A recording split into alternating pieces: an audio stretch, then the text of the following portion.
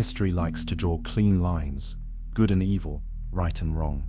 But on the ground, in the mud and the smoke, it was never that simple. Tonight, we follow Karl Vogel, a German Luftwaffe pilot in the dying days of the Second World War. A man who once flew for a cause already rotting from within. A man who lived long enough to watch his world burn down around him and kept walking through the ashes anyway. This isn't about heroes.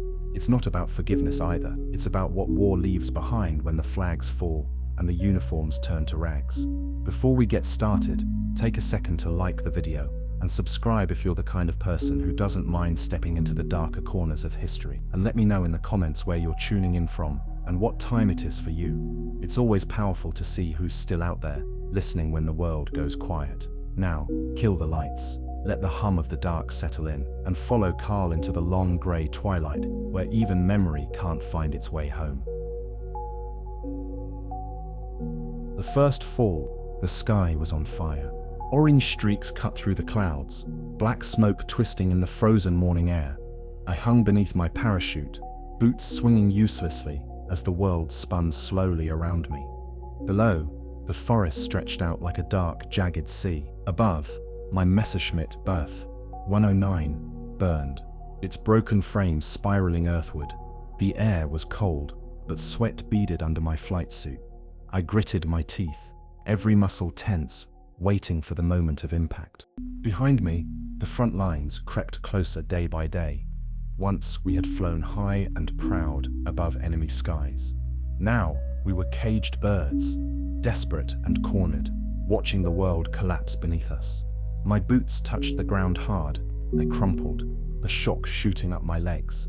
I lay there a long time, staring up at the bruised sky, the parachute draped over broken branches. Alive. Again.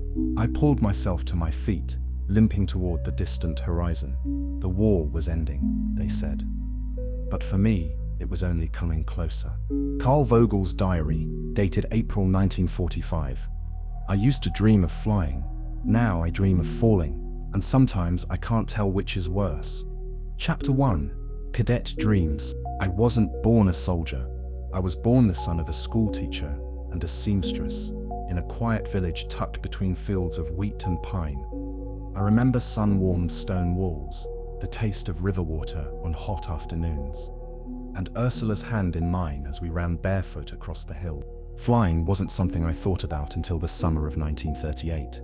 The first time I saw an airplane at a battered Junkers wobbling above the fields, it seemed a miracle, like a silver fish swimming through the sky. I chased it until my lungs burned, convinced that if I ran fast enough, somehow I could catch it. 2 years later, I enlisted. It wasn't ideology that pulled me to the Luftwaffe. It wasn't even patriotism, not really.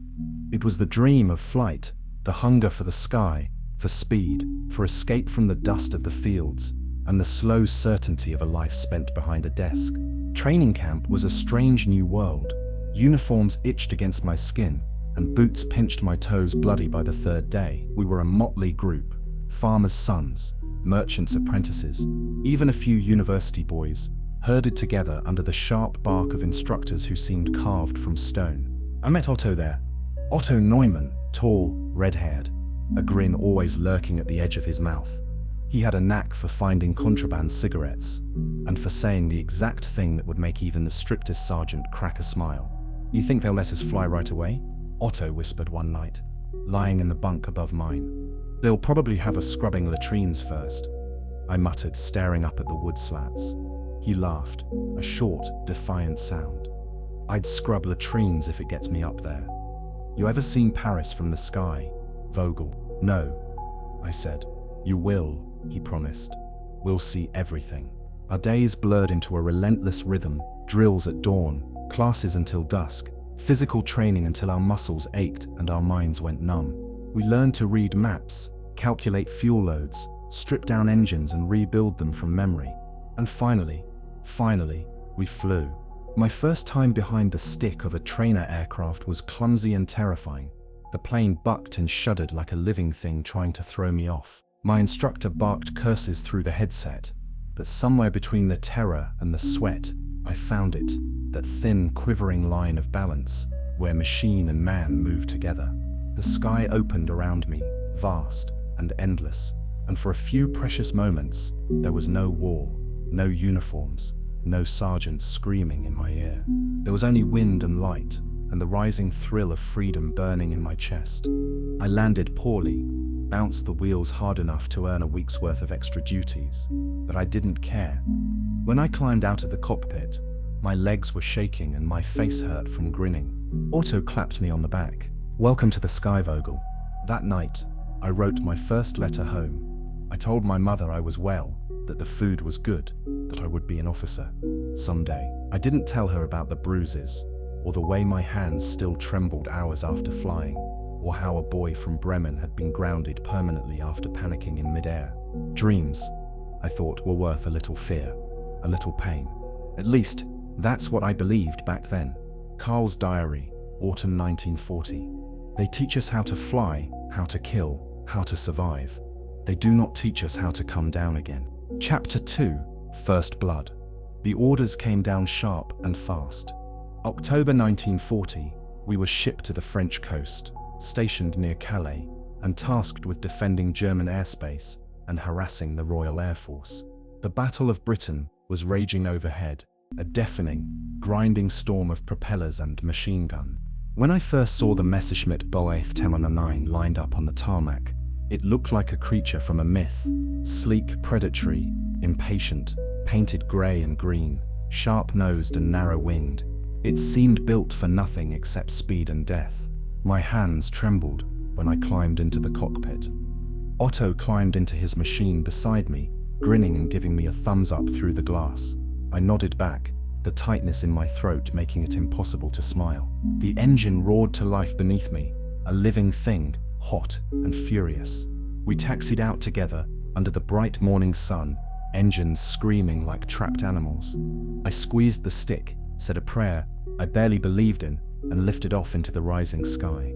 The channel stretched beneath us like a sheet of steel. Above, black dots swarmed against the white clouds. The RAF was already waiting. We climbed into the fray, our flight leader barking orders over the radio. "Stay tight. Watch your six. If you lose formation, you're dead." It didn't feel like a battle. It felt like chaos. Planes twisted and dove, machine guns hammering through the air. I caught flashes of silver and green, the glint of sun on wings, the flash of cannon fire. The sky was alive with the frantic ballet of death. A Spitfire screamed past me, guns blazing. I yanked the stick, heart hammering, feeling the G-forces crush me into my seat. The plane responded, barely rolling onto its back, in a half spin that left my stomach somewhere above me. Otto's voice crackled in my headset. "Vogel, 2 o'clock high." I caught a glimpse of him, banking hard, trailing smoke. Another Spitfire was hot on his tail. I dove instinctively, coming up behind the British fighter, finger tightening on the trigger. The world narrowed down to a tiny bead of glass. The enemy plane centered inside. I squeezed the button. The machine guns chattered, the whole cockpit vibrating with the violence of it. Tracers sliced through the sky, red and yellow streaks of death. I saw the rounds punch into the Spitfire's wing. The British plane shuddered, wobbled. Smoke poured from the fuselage. For a second I thought he might recover, then he rolled onto his side and spiraled down, disappearing into the clouds. My first kill. I didn't feel triumph. I didn't feel pride. I felt sick.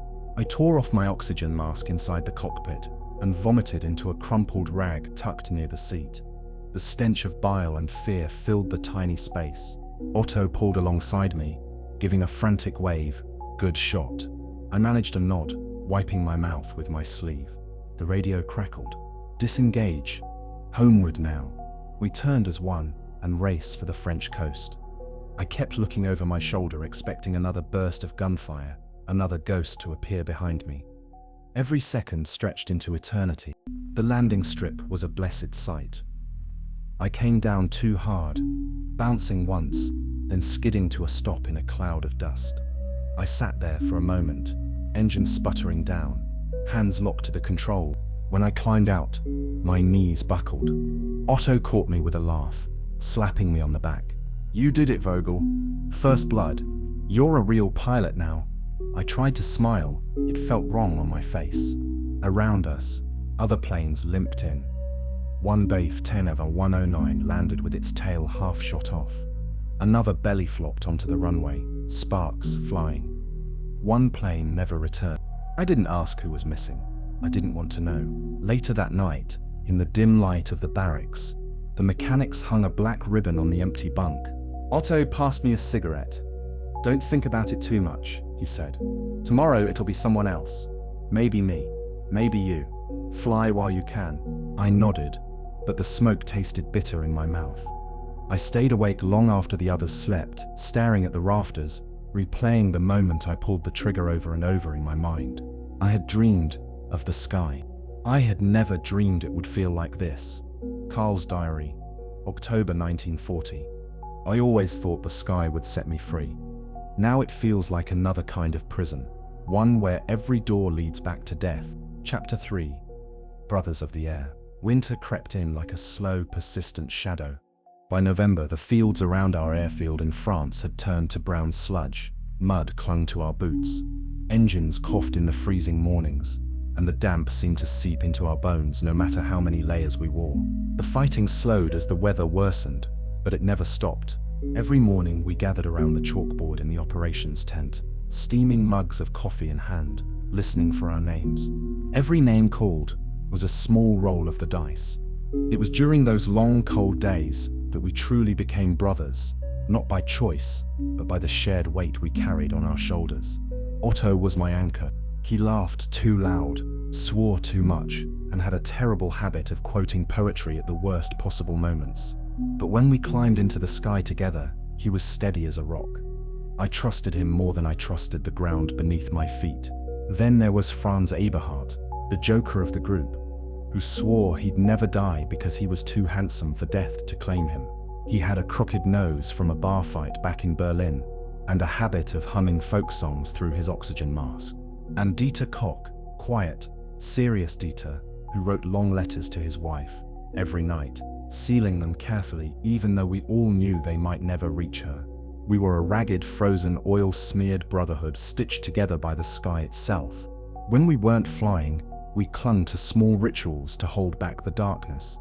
Cheap cigarettes passed around grimy tables, smuggled bottles of schnapps warming frozen hands. Jokes so crude and tasteless they would have gotten us shot if anyone outside the squadron heard them. On one particularly foul night, with rain hammering against the corrugated tin of the barracks, Otto produced a deck of cards from somewhere. We played poker for scraps, chocolate rations, spare socks, a battered copy of Der Adler magazine. Franz leaned back in his chair, grinning as he raked in the winnings. "I should have been a gambler," he said, tossing a sock onto his growing pile. "You'll be lucky to survive the week," Dieter muttered. But there was no real heat in it. I watched them, their faces flushed with schnapps and half-forgotten fear, and for a moment, just a moment, it felt almost normal. Like we were back home boys playing cards in a village inn. Not soldiers balanced on the edge of oblivion, but normal, never lasted. The next morning, the hangar doors groaned open to reveal our battered machines waiting silently in the mist. Orders pinned to the board like death warrants. Fuel up, check the guns, check the flaps, check your courage. Another mission, another day, borrowed from the grave. Before takeoff, we had a ritual. Otto would slap the fuselage of each Banner 19, muttering some nonsense about good luck. I watched him do it every time, half smiling behind my scarf. "You know," Franz said once, adjusting his goggles, "one day that superstition won't save you." Otto just grinned. "One day, it will." We roared down the runway together, wingtip to wingtip, and for a few glorious moments, we were invincible. Above the clouds, the sunlight was clean and white, the earth below hidden by mist. Up there were no broken bodies, no bombed-out villages, no black ribbons on empty bunks. Only us, streaking through the sky like gods. But even gods bleed. One afternoon, returning from a patrol over the channel, Dieter's engine stuttered and died. We circled helplessly above him as he glided lower and lower, fighting to find somewhere to land. There was nothing but rough, enemy-held farmland beneath him. We watched his plane vanish into a hedgerow, a plume of black smoke rising seconds later. No parachute, no radio call, nothing. Back at base, we sat in silence, staring at the empty chair at our table. Otto broke first, slamming his fist against the wall. "Scheiße," he shouted, voice raw with fury and grief. Franz lit a cigarette with trembling fingers. "Maybe he got out," he said, voice hollow. "Maybe he's hiding. Maybe." We all knew better, but no one said it. Later that night, I wrote in my diary, by the dim flicker of a candle. I tried to find the right words for Dieter, something to make sense of it, something to honor him. But the page stayed mostly blank. There was no poetry left in this war, only the sky and the brothers we lost to it. Carl's diary, November 1940. We tell ourselves we are hunters, predators, but the sky has no favorites. It takes the brave, the foolish, and the careful alike. It swallows us all eventually. Chapter 4, Ashes over the Channel. The orders were clear. Escort the bombers. Keep the formation tight. Strike and return. Easy on paper. The target, London. The Royal Air Force had dug in hard, refusing to yield. Every day the Luftwaffe sent more and more planes across the channel, and every day fewer came back. I tightened the straps of my harness until they bit into my shoulders. Otto climbed into the cockpit beside me, helmet pulled low, mouth set in a hard line. Franz adjusted his gloves, muttering a prayer under his breath. The morning airfield was a frozen wasteland of fog and oil slicks. Mechanics scurried like rats, loading fuel and ammunition, checking hydraulics. The Messerschmitts sat hunched like vultures, waiting for another feast of death. Our squadron leader, Hauptmann Weiss, gathered us before takeoff. Short, sharp. No wasted words. Stay sharp. Cover the bombers. No heroics. Return together. Simple. As if survival was ever simple. I pulled on my goggles and climbed into the cockpit, sealing myself into the thin metal shell. The engine growled awake under me, vibrating through my bones. I taxied into position behind Franz and Otto, engines howling against the morning mist. The signal flare shot into the sky, throttle forward, wheels rumbling over the frozen earth. Then the moment of release, wheels lifting from ground, earth falling away, and the sky swallowing us whole. The channel stretched out beneath us, grey and endless. Above, the sun was a pale smear behind thick clouds. We formed up around the bombers, massive lumbering Heinkel Lovens, a little fighter squadron, their shield against the inevitable attack. I glanced across the formation. Franz flashed a grin and gave me a thumbs up. Otto just shook his head, grinning crookedly.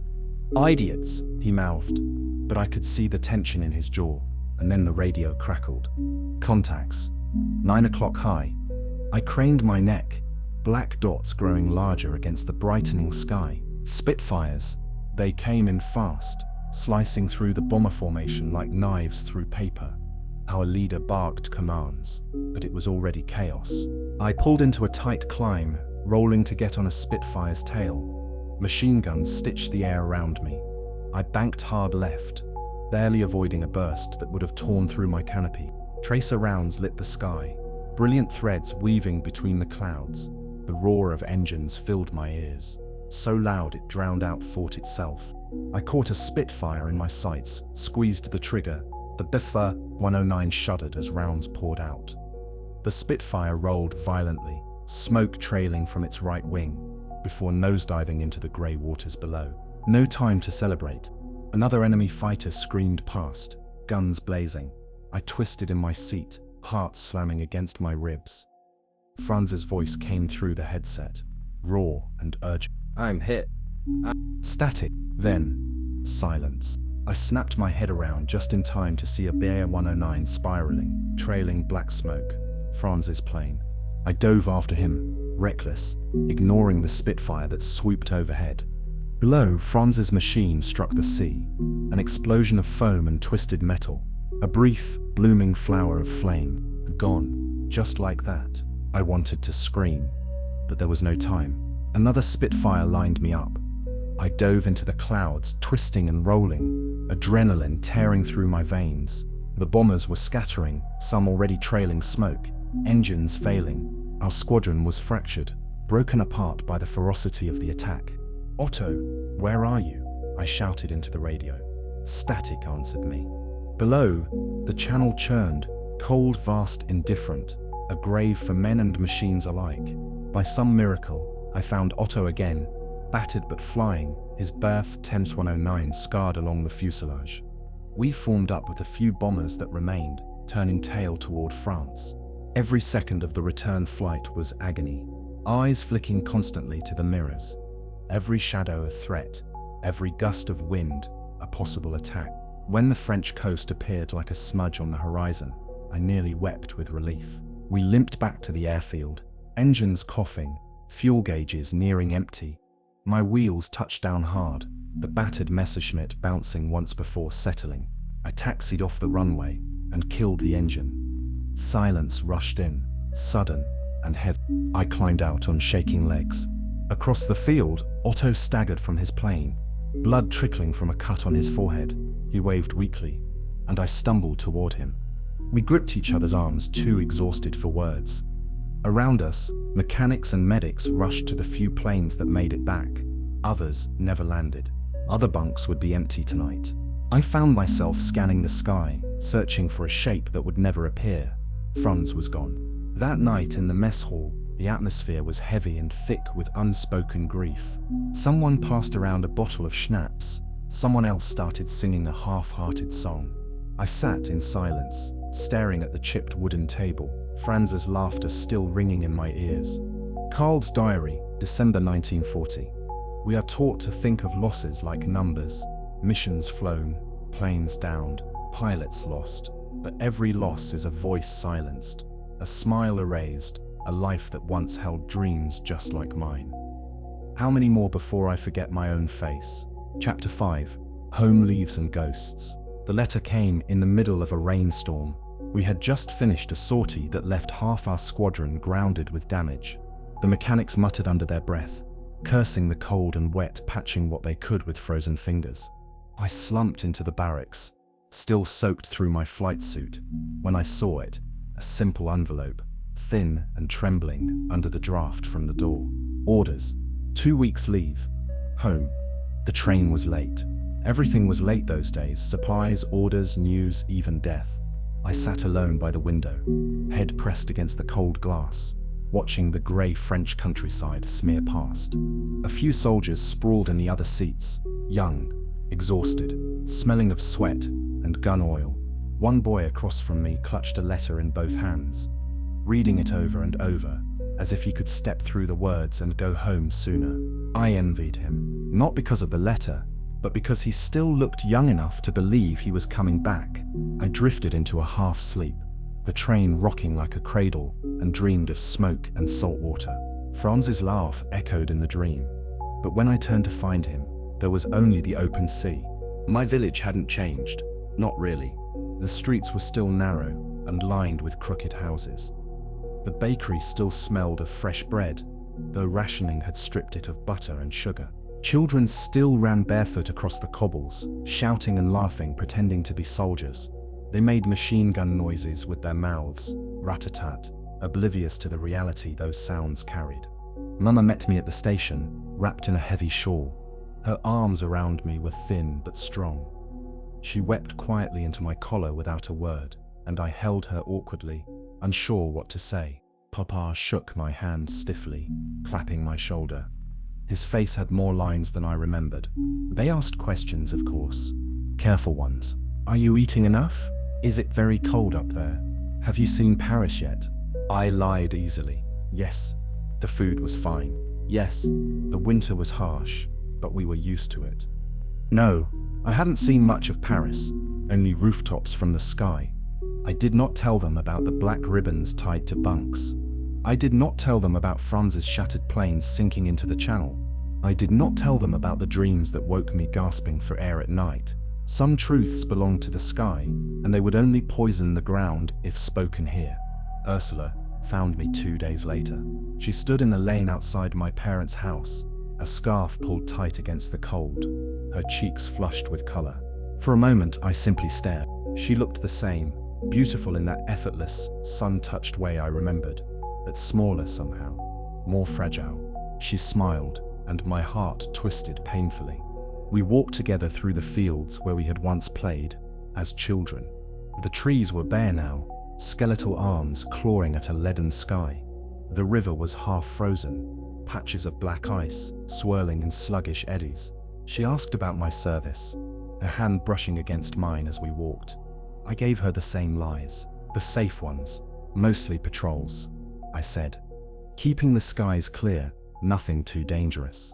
She smiled, but there was a shadow behind it, an understanding she didn't voice. You don't write much, she said quietly. I'm sorry, I muttered. But how could I explain? How could I tell her that some nights I sat with pen in hand, staring at the paper until dawn, unable to force a single word out?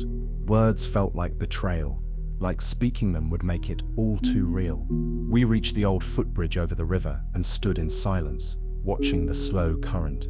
After a long time, Ursula reached up and touched my cheek. You've changed, she whispered. I closed my eyes, swallowing hard. I had to, I said. She didn't answer. She didn't need to. The river whispered beneath us, carrying the silence away downstream.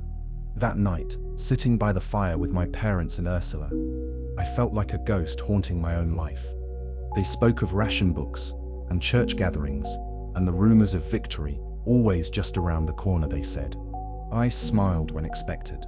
I nodded in all the right places, but part of me stood apart, cold and distant, still circling over the channel, still locked in a cockpit, with the world falling away below. Later, when the fire burned low and Mama had gone to bed, Papa leaned across the table toward me. Are you proud of what you're doing? He asked. The question hit harder than any bullet.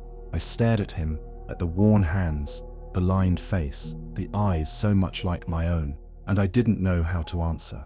Proud? Proud of what? Of the men I had killed, of the friends I had buried, of the empty victories that tasted like ash in my mouth. I looked away, pretending to study the dying embers. I'm doing my duty, I said finally. Papa said nothing, only nodded, slow and tired, and rose to tend the fire. The morning I left, Ursula came to the station with me. She pressed a small parcel into my hands, a scarf she had knitted, pale blue like the summer sky. Come back, she said fiercely, her hands gripping mine. I wanted to promise her, I wanted to swear it, but standing there, with the whistle of the train slicing the cold air, I realized I couldn't. Promises didn't mean anything anymore, not when the sky was so wide and the ground so hungry.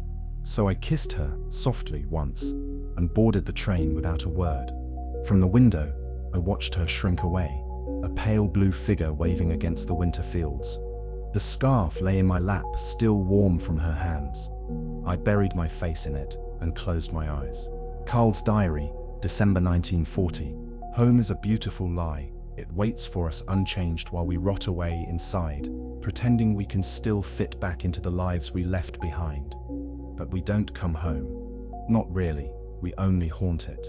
Chapter 6. The Eastern Sky Burns. 1943 brought a new war, a colder, crueler war. We were transferred east, pulled from the soggy airfields of France and dropped into the endless frozen heart of Russia. A place where the sky was bigger than anywhere I'd ever seen, and the earth stretched flat and merciless beyond the horizon. The base was little more than a scattering of battered tents and wood shacks, half buried in snow. The winds howled constantly, driving ice through every crack, freezing our breath to our scarves and stiffening our fingers until we could barely move. Our planes, battered Messerschmitts held together with wire, prayer and spite, groaned against the cold, reluctant to take to the air. Engines coughed and died on the runways. Wings cracked under frost. Machine guns jammed unless you warmed them by hand before every flight. We fought not just the Soviets now, we fought winter itself. I learnt quickly that the Eastern Front had its own rules. You stayed low when you could, hugging the frozen rivers and the skeletal trees, avoiding detection. You never flew alone if you could help it, but more often than not, you had no choice. And you never ever assumed help was coming. The Russians were fearless, sometimes foolishly so. They attacked in waves, overwhelming us with sheer numbers, flying battered Yakivlevs and Levachins that looked like they shouldn't even hold together. And they didn't care about dying, not like we did. They embraced it, throwing themselves at us until something finally broke. Sometimes, It was them. More and more, it was us. One morning, we were scrambled before dawn, engines still half frozen, hands trembling so badly from cold that I barely managed to strap myself into the cockpit. "Protect the retreat," Weiss barked at us, voice hoarse from the frost. "Buy them time to pull back." We lifted into a blood-red sky, the sunrise bleeding across the snowfields, and found ourselves staring down an advancing swarm of Soviet fighters and ground attack planes, like a black tide pouring over the ice. Otto flew on my left, tight and low. His voice came through the headset, strained but steady. "Stick close, Vogel. Don't play the hero." I wanted to laugh. There were no heroes left out here. The engagement was immediate and brutal. Tracers tore through the half-light. Shells erupted from the ground in violent blossoms of black and orange. Planes twisted and fell like broken birds. I spotted a yak banking toward a retreating German convoy. Trucks, horses, soldiers scattering across the frozen fields. I throttled forward, chasing him down, bullets hammering from my nose-mounted cannons. The yak caught fire, spiraling downward, but another took its place immediately, and another behind that. It was like trying to empty the ocean with a teacup. Somewhere over the radio, a voice screamed, a name I recognized, and then the sickening, flat crackle of static. I caught a glimpse of Otto's plane diving low to harass a ground column. 2 Russian fighters peeled off after him.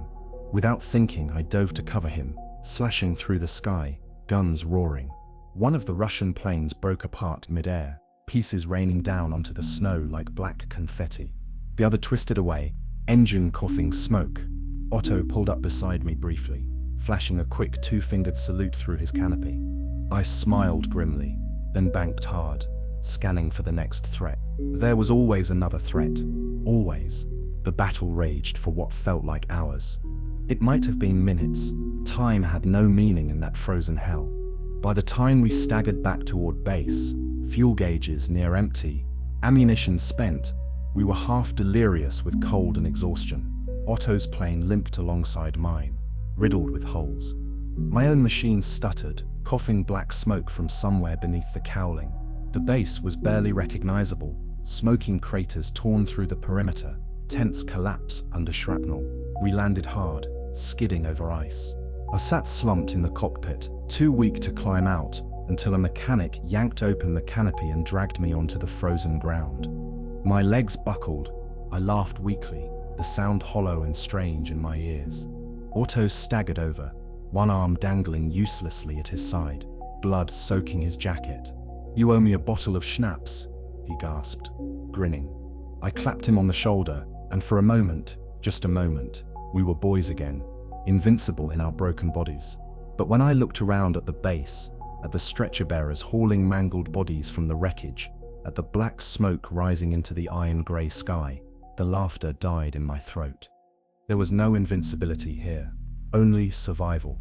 Day by day, flight by flight, death by death. That night, bundled under threadbare blankets, I wrote another letter to Ursula, one I would never send. "My dearest, today, I saw a sunrise that looked like the world bleeding out. The sky itself seemed to scream, but even in that ruin, I thought of you, and for a moment, it almost felt like living again." I folded the letter carefully, tucked it into the inner pocket of my jacket, and closed my eyes.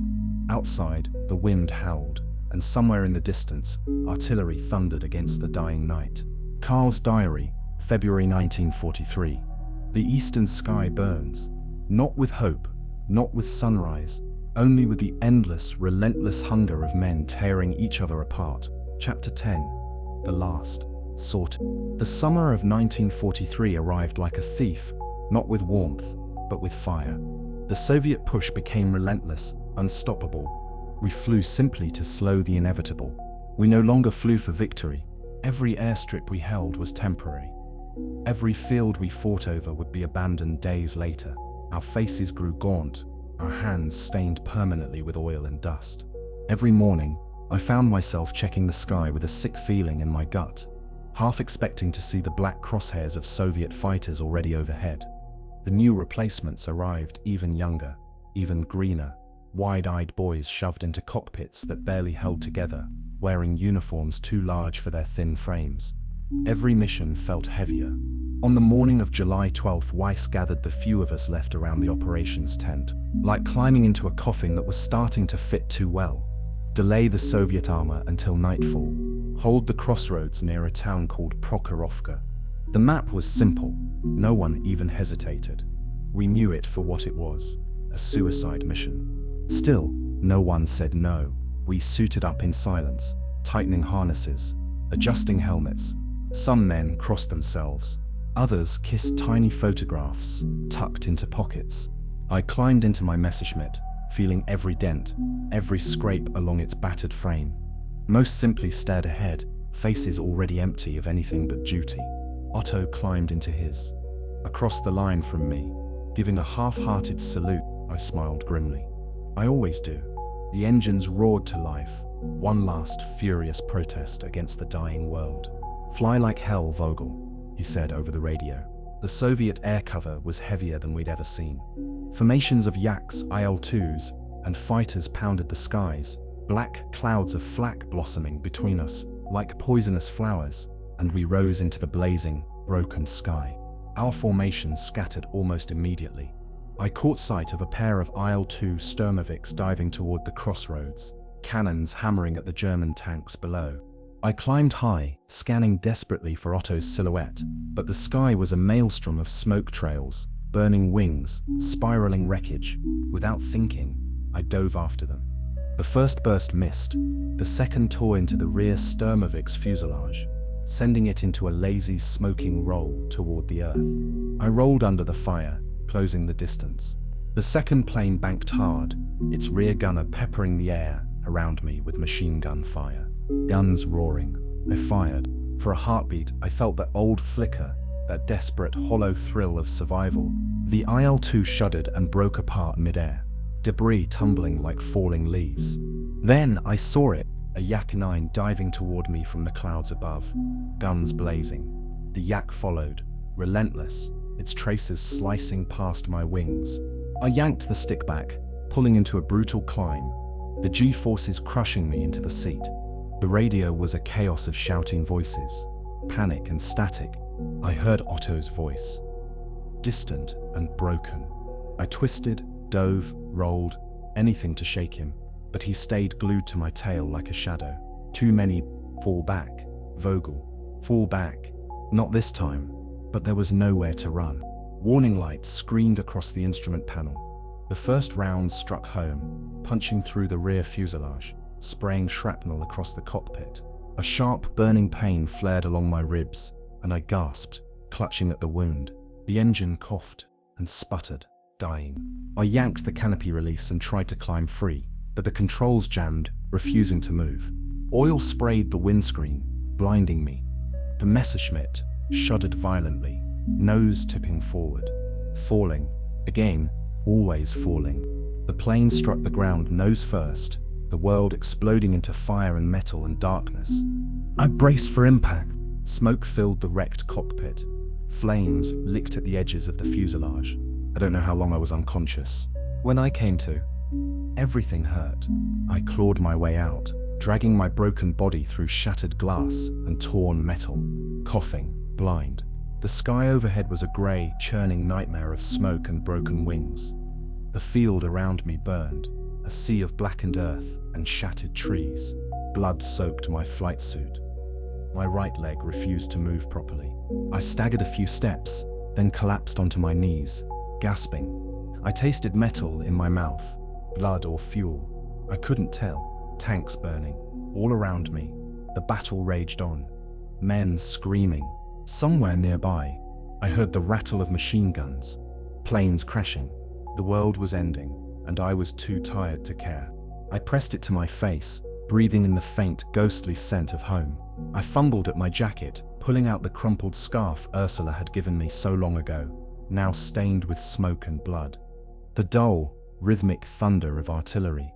The earth had stolen even that from me. It was enough to make me cry, but no tears came. I lay there alone, beneath the burning sky, or for something worse, waiting for the end. Carl's diary, July 1943, last entry. Today I fell again, but maybe, for once, I will not rise. Maybe this is mercy. Maybe the earth is more forgiving than the sky ever was. I stayed hidden in the field hospital longer than I should have. Chapter 11. Broken wings. But orders are orders. Shrapnel in the ribs. Damaged leg. Crushed left hand. At first, they told me I would never fly again. By late summer, they pulled me out of the cot, slapped a new uniform onto my broken body, and handed me orders to report back to an active squadron. No ceremony, no medals, and the Reich was desperate. Just a nod and a paper stamped in shaking ink. The base they sent me to was worse than the last. An old civilian airstrip, hastily fortified with sandbags and wrecked trucks. The new squadron was a shadow of anything I recognized. Half the runways were cratered. The other half were covered in dead birds from past raids, their bodies frozen stiff like little warnings. Boys. Nothing but boys. 17, maybe 18 if they lied about their age. Their flight suits hung loose on skeletal frames. Their helmets swallowed their faces, empty. Their eyes were wrong, resigned. Not stupid, not brave. Just finished. The aircraft were worse. No sleek Messerschmitts here. Old battered Focke-Wulf 90s, patched with tin and prayer. Engines stitched together from 3 different wrecks. Mechanics shook their heads as we prepared for the first sortie. I nodded mutely, pulling on gloves over fingers that still ached every morning. "It's suicide," one muttered, yanking a frozen bolt into place. They could throw me at the sky again and again. It didn't matter if I fell. I didn't care anymore. It mattered only that I was moving. But there was noise to drown out the silence inside me. The first mission was simple: interception. We climbed sluggishly into the sky, engines coughing and protesting, instruments flickering with half-dead signals. Allied bombers moving toward Hamburg. The world spread below, frozen rivers, crumbling cities, forests stripped bare. No fear. When the bombers appeared, endless formations of silver specks against the clouds, I felt nothing. No anger, no patriotism, just the same tired thought repeating in my mind. Another fall, another grave, another day. The fight was brutal. Flak exploded in black bursts, tearing holes through wings and bodies alike. Tracer rounds lit the clouds with deadly embroidery. Boys screamed over the radios, their voices cracking into static. The bombers fired relentlessly, hundreds of guns creating walls of invisible death. Planes burned, men fell. I lined up behind a bomber, fired a full burst, saw its engines shudder and bleed smoke, then veered away as machine gun fire ripped through my right wing. The sky wept fire. I didn't plan, just survived. I crash-landed on the outskirts, skidding across frozen mud, tearing through barbed wire, coming to rest against a burned-out truck.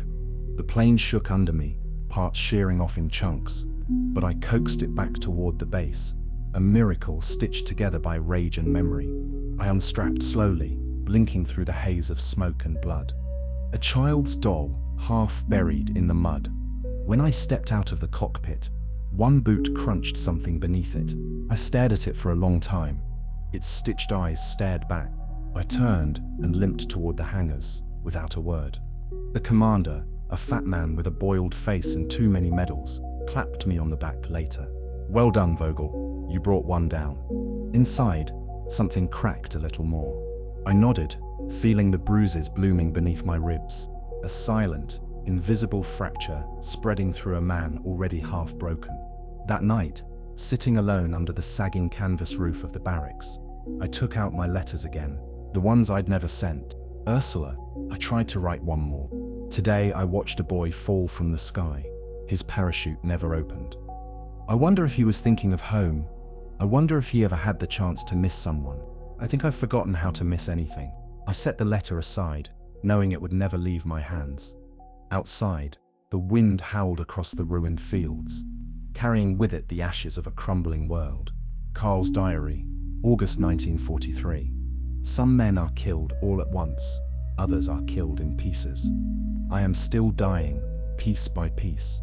Chapter 12, New Orders. Not read aloud with pride or ceremony.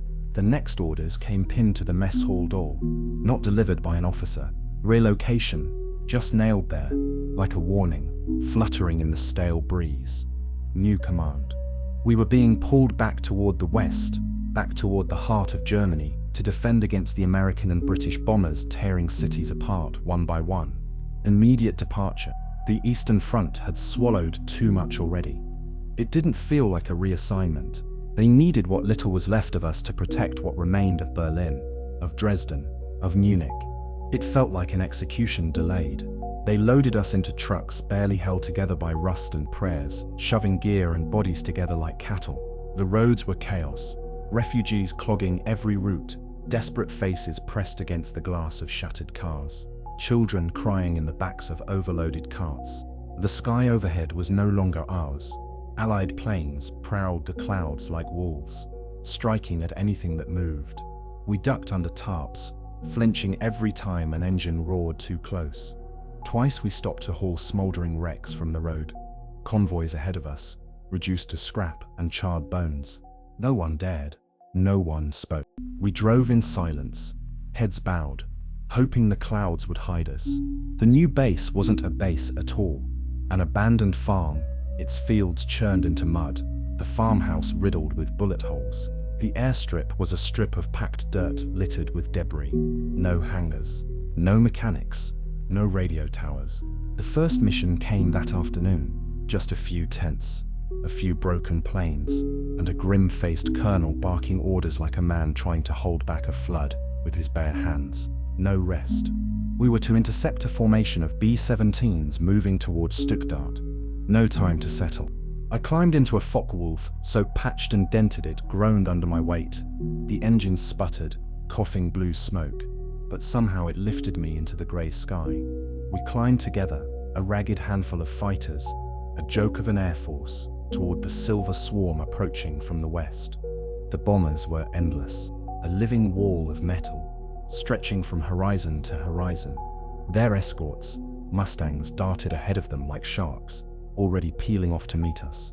The sky became a slaughterhouse. Flak and tracers stitched the clouds with blood-red wounds. Engines screamed. Men screamed louder. Smoke poured from its engines, and it dipped, trailing flames. But for every bomber we hit, two more loomed behind it. I fired at a B-17, watching my rounds tear through its belly. I caught a glimpse of one of our rookies, Miller, barely 17, diving straight into a wall of gunfire. His plane erupted into a ball of fire, spinning down like a broken star. No parachute, no chance. The Mustangs came next, faster, more agile than anything we had. One slid onto my tail, firing in short, cruel bursts. Shells burst all around me, deafening, blinding, but somehow, I slipped free. By the time I found open sky again, half our squadron was gone. I rolled, diving into the flak, the air ripping at my wings, torn apart, vanished. The survivors limped back toward the battered fields we called home. Engines coughing blood, bodies shaking from exhaustion and terror. No relief. We landed into silence. No cheer. I climbed from the cockpit, every muscle screaming, and staggered toward the command tent. Inside, the colonel sat with his head in his hands, a bottle of schnapps, untouched on the table. Just the hollow sound of engines dying and boots crunching over broken glass. Chapter 13. Ashes and echoes. Days blurred into weeks, weeks into months, marked only by sorties, smoke, and silence. Germany itself began to vanish. One city, one street, one home at a time. Her missions felt meaningless now, like drops of water thrown against a firestorm. Every sortie came with fewer planes, fewer pilots. Sometimes, no replacements arrived at all. Those of us left watched the roads fill with refugees, fleeing westward. Women clutching babies, old men carrying bundles, children crying. We watched, helpless from our battered tents as our nation bled itself dry. One evening, in late autumn, a family stumbled into our camp. A father, two small girls, their clothes caked in dirt and blood.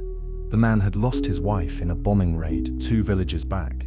His face was blank, hollow. He spoke in whispers, his eyes fixed on something only he could see. We gave them rations, wrapped them in blankets, but I knew it wouldn't matter. They had nowhere left to run. The father sat by the fire, rocking slowly, clutching his children tight against the chill.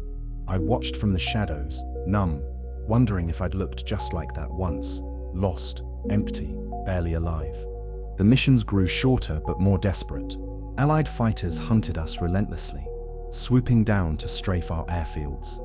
Every takeoff felt like throwing dice against death. One bitter morning, we scrambled to intercept bombers headed toward Berlin. I lifted off into a cloudless sky, the cold air like ice in my lungs.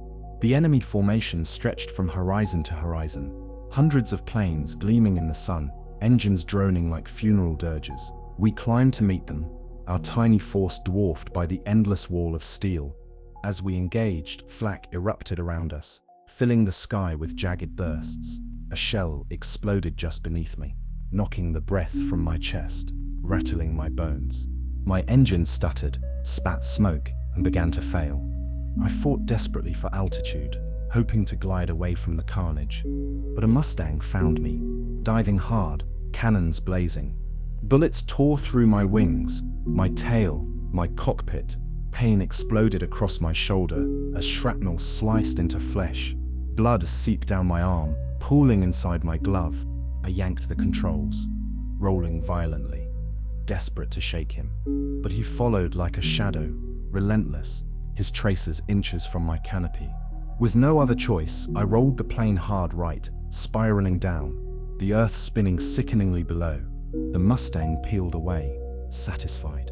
The ground rushed toward me, faster, closer, until I pulled up just enough, belly skidding into an abandoned wheat field, plowing earth and stones as the plane came apart around me. For a moment, there was only silence. Then pain returned, sharp and screaming, pulling me back to consciousness. Blood soaked my jacket, my shoulder felt shattered, my vision blurred. I crawled from the cockpit, collapsing onto the frozen earth, breath coming in ragged gasps. The field stretched endlessly around me, empty, broken, lifeless. No sign of my squadron, no sign of anything, just me, alone again, left behind by a war that no longer cared who it consumed.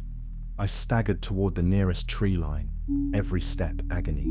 Somewhere distant, artillery thundered, a dull heartbeat shaking the ground.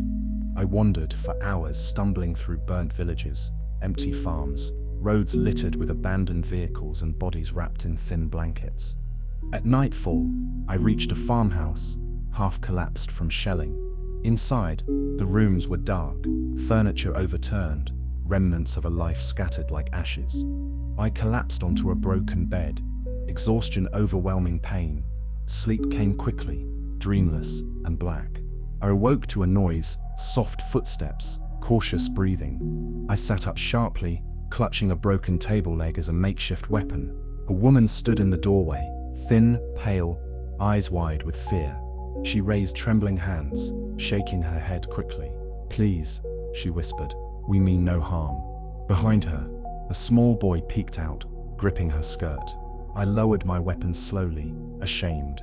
They approached cautiously, sitting opposite me on a broken chair. She handed me a piece of dry bread, eyes never leaving mine. "You're a pilot?" she asked quietly. "Was," I corrected bitterly. "Why are you still fighting?" she asked. There was no accusation in her voice, only weariness. "I don't know," I admitted. "Orders, habit, fear." She nodded slowly. "My husband was at Stalingrad. He didn't come home." I looked away. Most of us won't. We sat quietly as night deepened. Outside, distant explosions flickered like lightning. "What happens when it's over?" she whispered finally. I had no answer. I had never allowed myself to consider it. The end had always seemed too far away, or too near to imagine. The next morning I left before dawn, stumbling westward through empty fields and silent towns, clutching my bleeding shoulder, body racked with fever. Every road led nowhere. Every horizon seemed unreachable. I wandered blindly, driven only by instinct forward, away from the approaching front, towards something I couldn't name. Days passed in a blur, hunger, exhaustion, pain, until one morning, cresting a ridge, I saw the ruins of another town ahead. Smoke curled lazily into the grey sky. A white flag fluttered limply from a rooftop. A surrender, the first real sign that the war might actually end. I paused, breathing hard, staring at that white flag like a drowning man seeing land for the first time. Was it possible to surrender now? To simply stop? Was it even allowed? I limped into the town slowly, cautiously. All around, people watched silently from doorways, windows, alleyways. They looked hollow, worn down to bones and shadows. But no one challenged me. No one even spoke. In the town square, a broken fountain stood, carved angels watching blankly as I approached. I sank down at its edge, exhausted beyond thought, beyond feeling. A small child approached cautiously, her dirty face solemn. She held out a piece of bread, moldy, stale, but offered freely. I took it with trembling hands, tears blurring my eyes. "Thank you," I whispered, voice raw.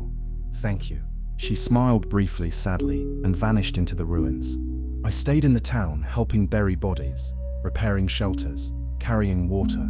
Days became routine, tasks simple and necessary. No planes roared overhead, no bombs fell, just the quiet labor of survival.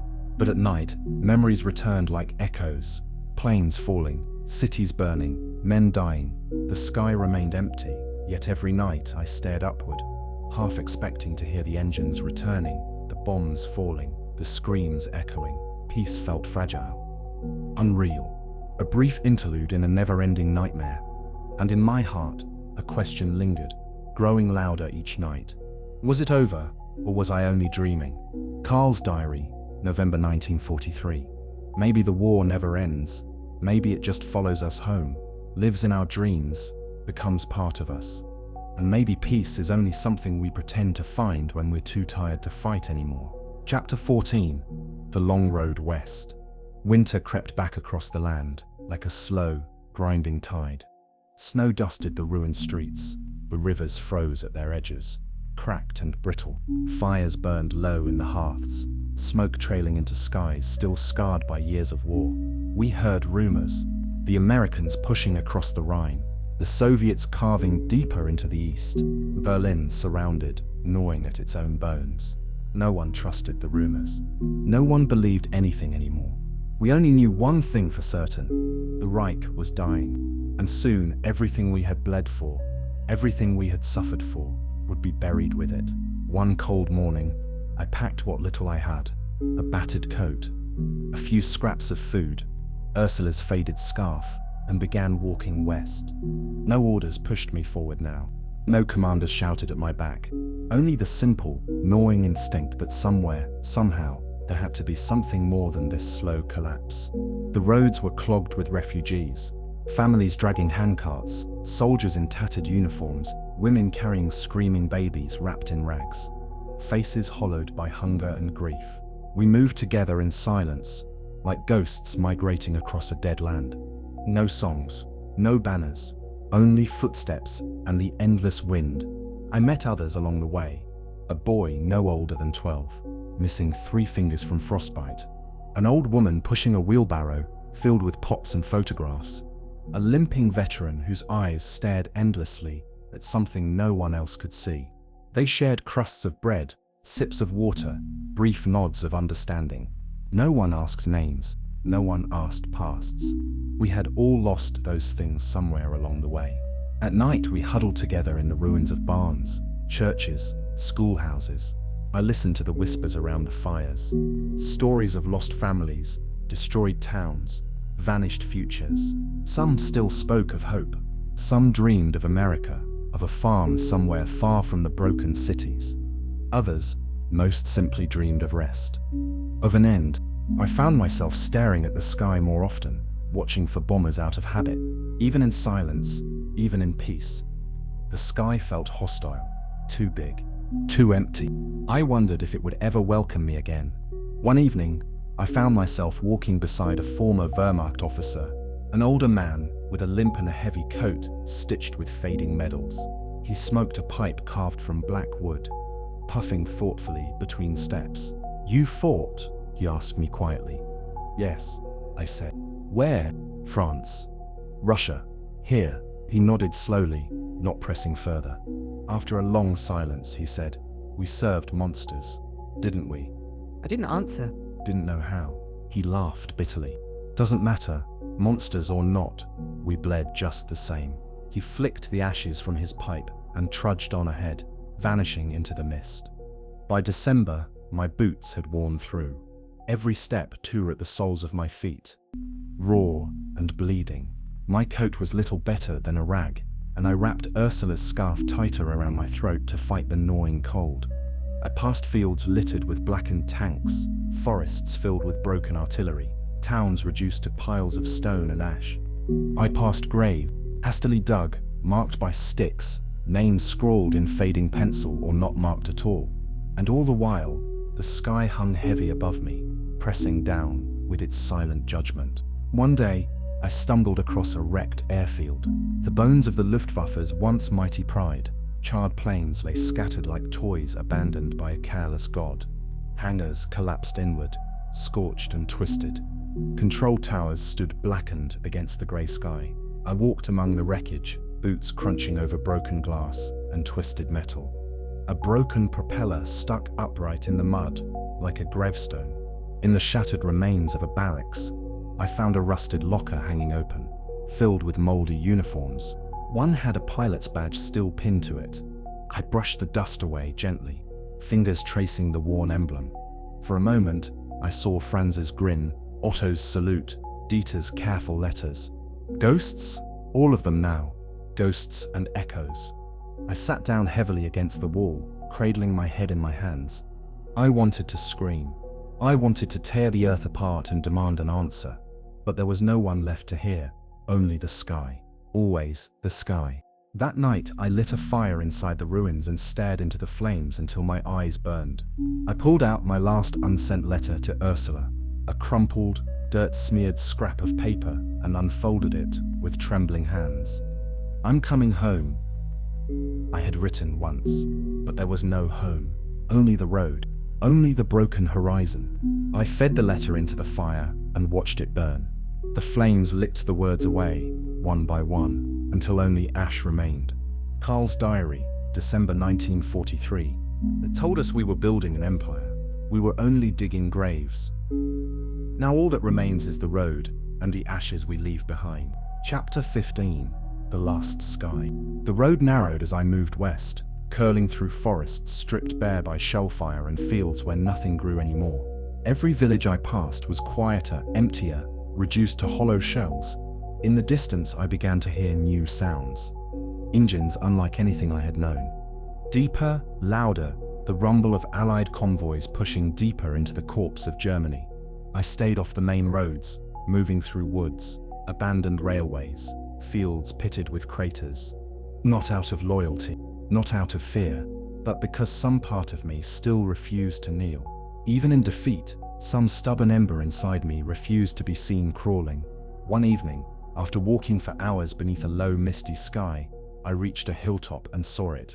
An air battle, distant but clear, tiny silver dots twisting in the clouds, black smoke trails curving downward like torn ribbons. Flak bursts blooming between them like dark, dying flowers. I froze, breath catching in my throat. It had been months since I'd heard that sound, the ripping howl of engines, the crack of gunfire stitched across the sky. I watched as one plane, a Spitfire maybe, took a direct hit. It spun, burning, tumbling end over end, toward the ground.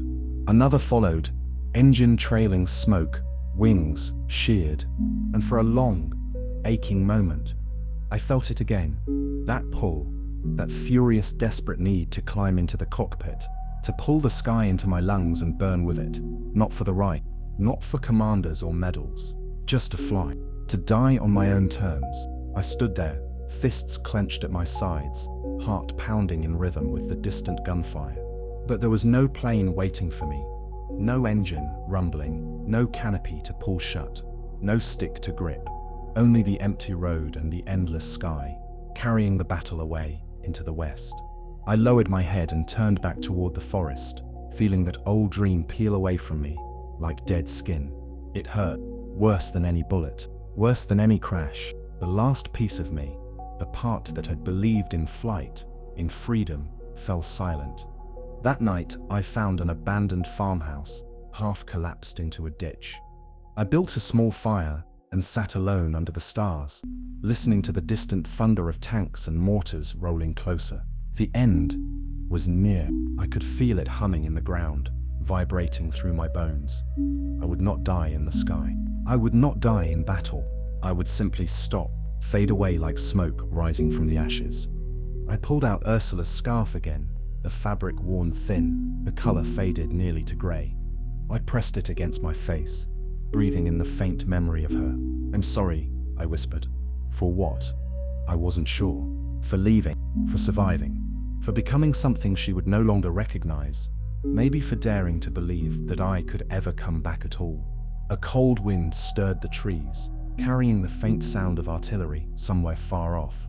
I stared into the fire, watching the flames dance, and thought of all the men I had flown with. Franz, with his crooked grin. Otto, swearing and laughing. Dieter, writing careful letters home. All of them gone. All of them part of the sky now. Only I remained, grounded, broken, watching the world die by inches. Before sleep claimed me, I pulled my last remaining possession, my flight badge, from my jacket pocket. The metal was tarnished, battered, the eagle barely recognizable anymore. I weighed it in my hand for a long time, then tossed it into the fire. It hissed once, twisted, and vanished into the coals. The past finally surrendered.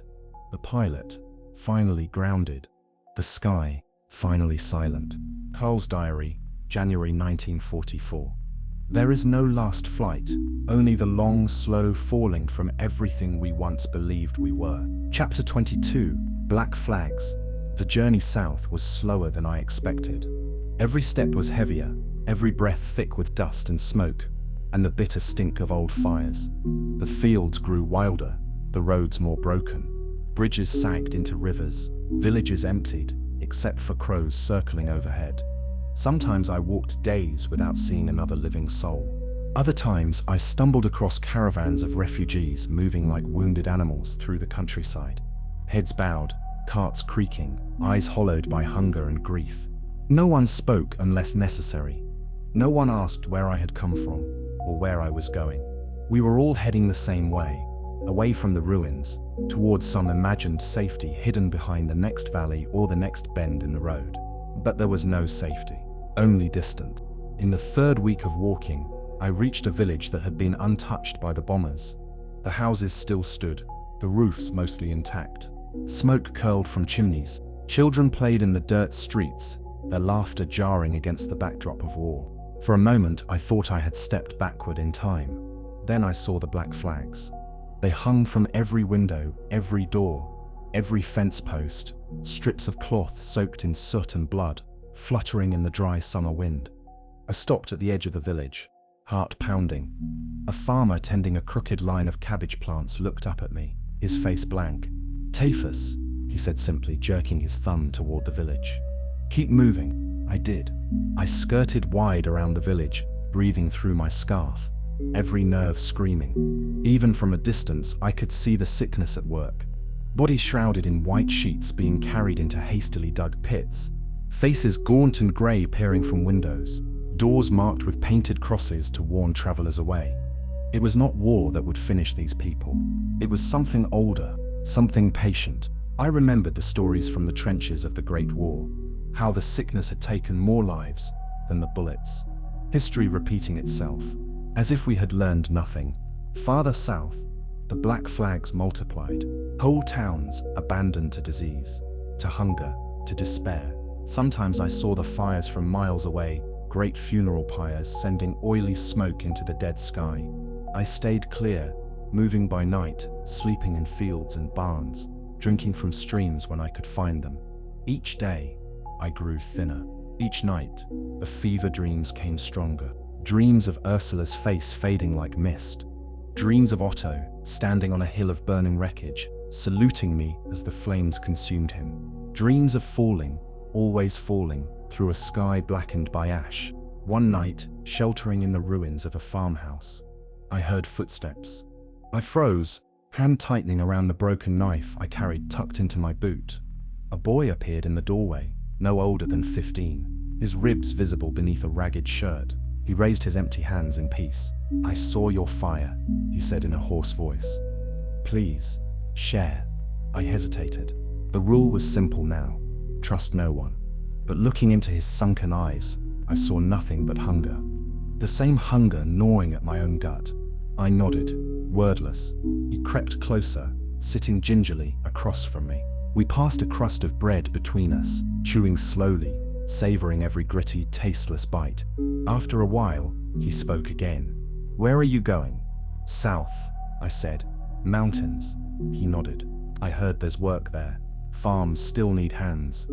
He didn't say what we both knew, that farms could not feed everyone, that most would be turned away, that some would not make it. Still, it was hope. And hope, no matter how tattered, was the only currency we had left. In the morning, he was gone. No footprints, no sign he had ever been there. Just the faint smell of smoke from the dying fire and the last crumb of bread pressed into the dirt. I left it there, an offering to whatever gods still wandered these broken fields.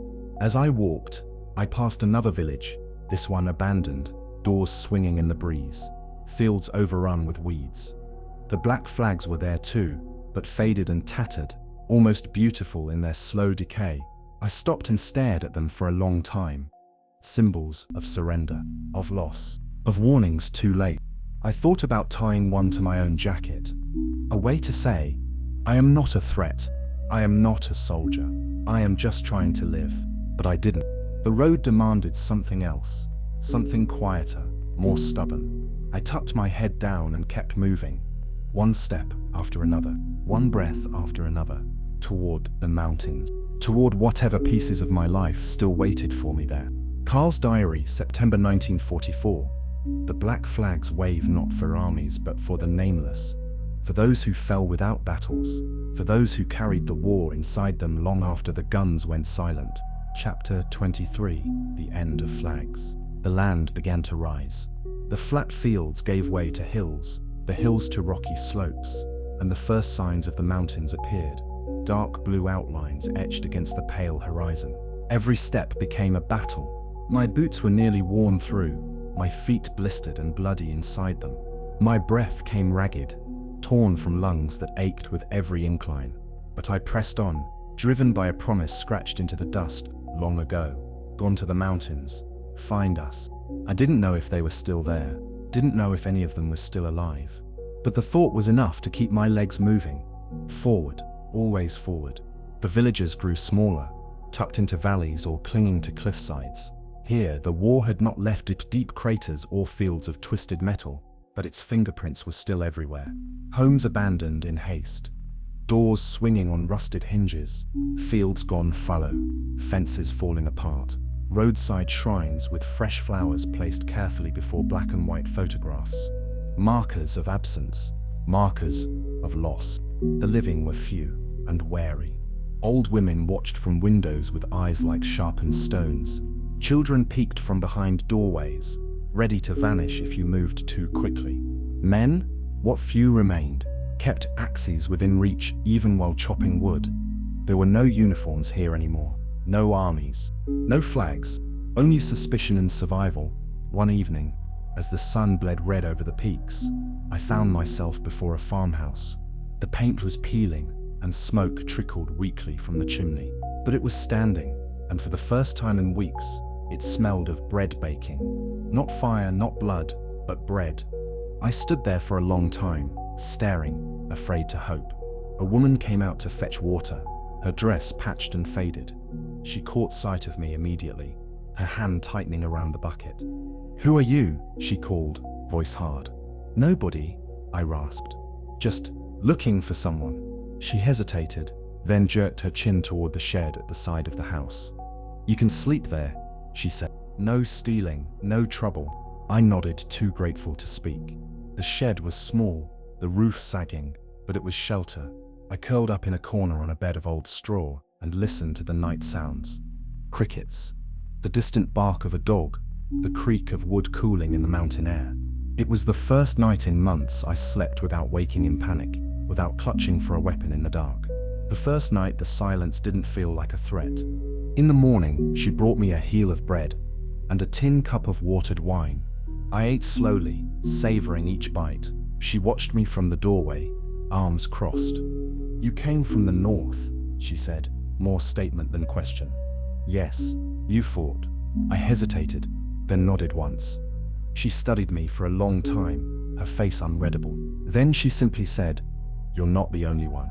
And she turned back to the house. Later that day, while chopping wood to repay her kindness, I met her husband, a thin man with a limp, his right arm twisted awkwardly from an old wound. He said nothing, just handed me an axe and pointed to a stack of logs. We worked in silence, the rhythm of blade against wood speaking for us. At dusk, he clapped me once on the shoulder, hard enough to sting, then went inside without a word. I understood. Here, you proved yourself by work, not by stories.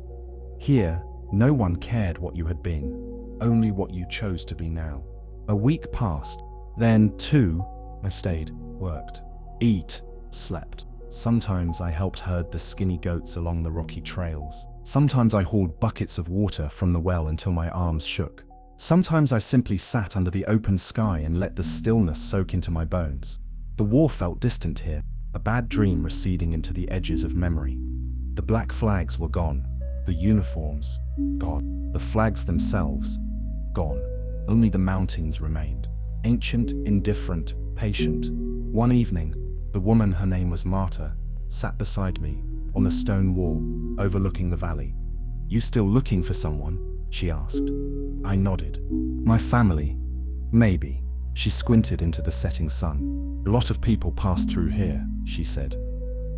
"Not many stayed." "I don't need many," I said. "Just one." She nodded once. "You'll find them," she said. Or maybe she meant, "You'll find whatever is left." It was enough. Later that night, in the shed, I pulled Ursula's scarf from my pocket. It was faded now, fraying at the edges, the fabric thin as breath, but it was still here, still real. I pressed it to my face, closed my eyes, and whispered into the quiet. "I'm almost home." Even if the home I found was only a memory stitched from dust and hope, even if the only flag left was the sky itself. Carl's diary, October 1944. The world of flags and orders and uniforms is over. What remains is quieter, harder, more honest. We do not serve empires anymore, only each other.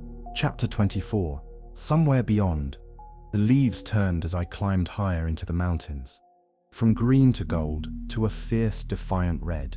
The wind grew sharper, carrying the first hints of snow down the valleys. The trails narrowed to rocky paths, worn thin by years of hooves and boots and desperate stumbling flight. Every step forward felt harder, my breath burning in my chest, my legs heavy with fatigue. But I pressed on. Somewhere beyond these peaks, beyond the crumbling farms and abandoned villages, was the last thread of home I had left to follow. Days blurred together, a night spent sheltering in a shepherd's abandoned hut, its roof half collapsed. Another hiding beneath an overhanging rock as rain poured down, soaking me to the bone. The cold gnawed at me, mean and patient. Sometimes I dreamed while walking, visions of Ursula waiting just beyond the next ridge, her scarf fluttering in the mountain wind. Other times, I heard echoes. Franz calling my name from some unseen valley, Otto laughing just over the hill. Ghosts walking with me. Not memories anymore, companions. On the 4th day, I found a signpost, half buried in the brush.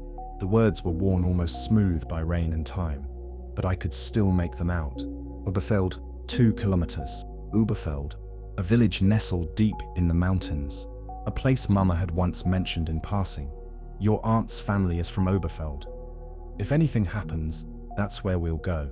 Hope flared, sudden and painful, bright enough to make me stagger. I gritted my teeth and pushed forward, dragging my battered boots over stones and roots. 2 kilometers, 2 more chances at something real. Oberfeld was smaller than I expected. Maybe 30 houses clinging to the slopes like stubborn moss. A tiny church at the center, its bell tower still standing, though cracked. Smoke curling from chimneys. Chickens picking through dusty yards. Life clinging on by ragged fingernails. I stood at the edge of the village for a long time, unsure how to move forward. What if they weren't here? What if they had come, only to leave again? What if all I found was another graveyard? But fear had stopped me enough times already. Now, I owed it to them, to myself, to take at least one more step. I walked slowly through the narrow streets. People glanced at me from doorways and windows, wary but not hostile. A few nodded, a few simply turned away. I stopped before the church, scanning the worn notice board outside. Mostly handwritten messages. Births, deaths, offers of firewood or goats for sale. And there, tacked near the bottom, barely clinging to the splintered wood, was a scrap of paper. Vogel family, seeking shelter from the north. Any news? Leave word with Father Brenner. My breath caught. My hands shook as I reached out, tracing the faded ink with trembling fingers. They had been here. They had made it. Maybe they were still here. Maybe. I pushed open the church door. Inside, the air was cold but clean, smelling of stone and old wood. A fire crackled weakly in a hearth near the altar, and an old man in a threadbare cassock looked up from a battered book. He squinted at me for a moment, then smiled gently. "Can I help you, son?" "My name is Vogel," I said, voice barely more than a whisper. "I'm looking for my family." He set the book aside and rose slowly, his joints creaking. "I thought you might come," he said. He shuffled to a cabinet behind the altar, rummaging through papers until he found a folded sheet. He handed it to me, a letter, scrawled in Mama's hand. "If Carl finds us, we have gone higher into the hills, safer there, away from the patrols. Look for the house with the blue shutters. We will wait as long as we can. No date, no guarantee, but it was enough." Father Brenner clapped my shoulder with surprising strength. "Go now," he said, "before the snow comes." I nodded, tucking the letter carefully into my jacket. "Thank you," I said. He only smiled again, sad and knowing. "Find your way home, son." I left the village behind as the first flakes of snow began to fall. The path up the mountain was barely visible, just a faint line worn into the stone by old boots and stubborn dreams. I followed it without hesitation. The scarf Ursula had given me fluttered in the wind, tattered but defiant, a banner of everything I refused to surrender. Above me, the peaks loomed sharp against a sky bruised with the coming storm. Somewhere beyond them, my family waited. Or their memory did. Either way, I would find them. I would not fall again. Not here, not now, not when I was finally so close. Carl's diary, November 1944. There is no true map for what we seek after the fall, only the battered compass of memory, of hope, of the stubborn refusal to be lost forever. Chapter 25. The grey horizon. The storm broke at dawn. Snow came in heavy, wet sheets, blinding and deafening, turning the world into a swirl of white noise. The narrow path up the mountainside vanished beneath drifts that sucked at my boots, clung to my coat, numbed my fingers. Still, I climbed, one step at a time, one gasp after another. The letter crinkled against my chest with every movement. The last message, the last thread tying me to something real, the house with the blue shutters. I whispered it like a prayer with every step. Find the blue shutters. Find them. Hours passed, or maybe days. Time was strange here, bent and blurred by the storm. I stumbled across rocks, slick with ice, fell into drifts chest deep, clawed my way forward with frozen hands. My breath came in ragged bursts, the air cutting into my throat like knives. At some point, I realized I was speaking aloud, not words, just noises. Groans, curses, maybe fragments of songs Mama used to hum. The mountain answered only with wind and silence. Near dusk, when the light turned a sickly grey and the snow relented just enough to see 5 feet ahead, I found it. A crooked house tucked into the side of a ridge. Its roof sagged under the weight of snow, its windows shuttered tight against the storm. And there, almost hidden beneath frost and peeling paint, blue shutters. I stood staring for a long moment, heart hammering against my ribs. Then I stumbled forward, falling against the door, pounding with my fist. No answer. I pounded again, weaker this time. Still silence. I found the latch, fingers barely responding, and pushed the door open. The inside was dark, lit only by the last pale light of the day leaking through cracks in the walls. Dust floated in the air. A cold hearth, a table overturned, empty beds, stripped of blankets. Gone, gone. I sank to my knees, numb in body and mind. They had waited, maybe for days, maybe for weeks. Waited until they couldn't wait anymore. Gone higher, gone west, gone to the earth. I would never know. The only sound was the slow, steady drip of melting snow from the rafters. I curled into a corner of the house, pulling Ursula's scarf tighter around my neck. The storm raged outside, the wind howling like the voices of the dead. Inside, I felt something inside me loosen. Not break, not shatter, just let go. The last weight, the last desperate clutching at certainty. Gone, like everything else. Morning came grey and hollow. The storm had passed, leaving a world muted beneath thick snow. The mountains stretched in every direction, vast and silent, untouched by all the wars and cries and blood that had bled across the valleys below. I stood outside the house, boots sinking into the drifts, scarf fluttering weakly in the breeze. Above me, the sky was a bruised sheet of grey, featureless and endless. A grey horizon, no flags, no banners, no enemies, just the quiet vastness of a world moving on without us. I didn't cry. There was nothing left to cry with. I simply breathed, slow, steady, cold, still alive, still here. I began walking again. Not back down the mountain, not toward any town, any army, any ruin. Just forward, into the white world ahead. No path, no orders, no promises, only the sound of my own boots crunching in the snow and the whisper of the scarf against my jacket. Somewhere beyond the next ridge, the next valley, the next stretch of grey sky, there would be something else. Maybe not home, maybe not peace, but something. And for the first time in a long, long while, that was enough. Final entry, Carl's diary, December 1944. We fall. We rise.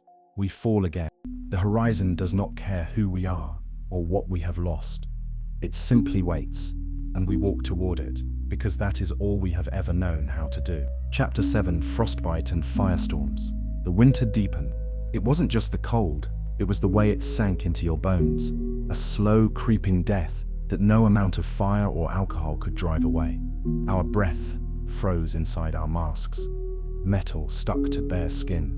Engines seized overnight, requiring hours of heating before they would sputter and cough into reluctant life. Every morning, we stumbled from the barracks with frost-rimmed scarves pulled high, eyes narrowed against the biting wind. The landscape was a wasteland, snow churned to grey slush by trucks and boots, tents sagging under the weight of ice, trees stripped bare as skeletons. Our ranks thinned daily, not just from combat, though that was constant, but from sickness, frostbite, despair. A man could freeze to death sitting upright at breakfast, his heart simply deciding it had no reason to keep beating. And still, the missions continued. The order came just after dawn: intercept a Soviet bomber group headed for the supply depots west of our position. We scrambled as best we could, engines roaring, tires squealing on ice, and took to the skies under a low, iron-colored sun. I flew lead this time. Otto on my right wing, a new boy named Becker, clinging nervously on the left. The sky was a frozen graveyard. Visibility was poor, the clouds low and thick, the world below a blur of white and smoke. We found the bombers just north of the frozen river, hulking silhouettes lumbering through the mist, their gunners already spitting tracers as we approached. I gave the signal, and we dove. The first pass was chaos. Bullets ripped past my canopy, chewing holes in the wings, punching through the fuselage.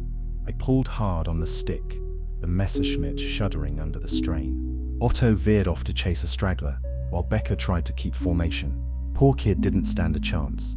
I caught a glimpse of him spiraling away, smoke trailing, before the clouds swallowed him whole. One less. I lined up behind a bomber, squeezed the triggers. Cannon shells tore into its right engine. A burst of flame, black smoke billowing outward. The bomber rolled, its wings shearing away, men spilling from the fuselage like ragdolls. No parachutes. I banked sharply to avoid the wreckage, heart hammering. Another bomber loomed in front of me, its gunners peppering the sky with fire. I twisted, firing another burst, then another, until the bomber fell away in pieces. But the sky was swarming now. Yak fighters appeared from the east, darting like angry wasps, and the radio exploded with shouted warnings. I caught sight of Otto in a low dive, one yak tight on his tail. Without thinking, I dropped in behind the Russian fighter, firing a long, punishing burst. The yak pulled up too hard, stalled, and spun out of control. Otto pulled up beside me, his canopy cracked but intact, and gave me a grim nod. We turned back toward home, or what was left of it, engines screaming, wings riddled with holes. That was when it happened. A flak burst, hidden in the clouds, detonated almost directly beneath me. The Messerschmitt jolted violently. Metal shrieked as the left wing shredded apart. Warning lights blazed across the dashboard. The nose dipped. I fought the controls, muscles burning, but it was useless. I was falling. The radio crackled with Otto's frantic voice. But I couldn't answer, could barely breathe. Below, the frozen river rushed up to meet me. At the last possible moment, I wrenched the canopy release, tearing off my harness. The freezing wind slammed into me like a wall, ripping the breath from my lungs. I tumbled free of the cockpit, yanked the parachute cord, and felt the brutal snap as the chute deployed. The ground came too fast, a blur of white and black. I hit the river hard, the ice giving way beneath me, plunging me into darkness. Cold, colder than anything I'd ever felt. It tore through me, teeth and claws and knives, stealing my breath, seizing my heart. I fought upward blindly, hands clawing at broken ice. My fingers found a jagged edge. I pulled, screamed, heaved myself free, collapsing onto the frozen surface, coughing up water and blood. The world spun. Snow fell in heavy sheets, blinding, endless. I crawled. Somehow I crawled. I don't remember reaching the tray line.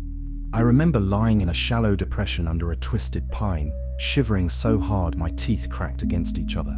I remember the sudden searing pain as my fingers and toes began to thaw, the kind of pain that made you want to bite through your own tongue, just to escape it.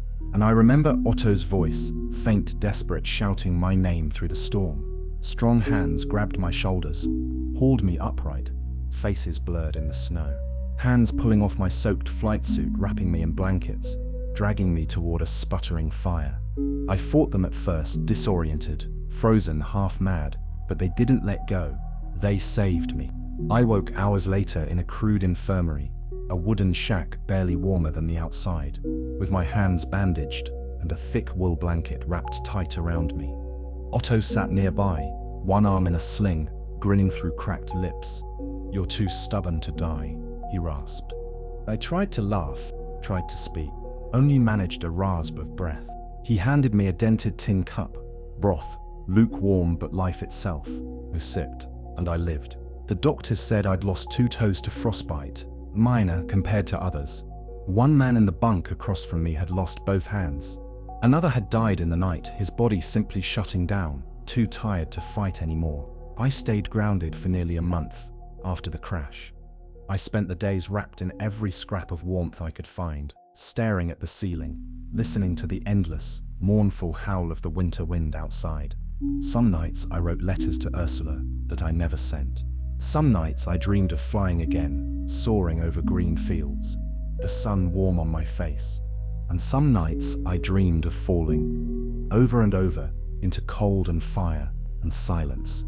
I never knew which dream was worse.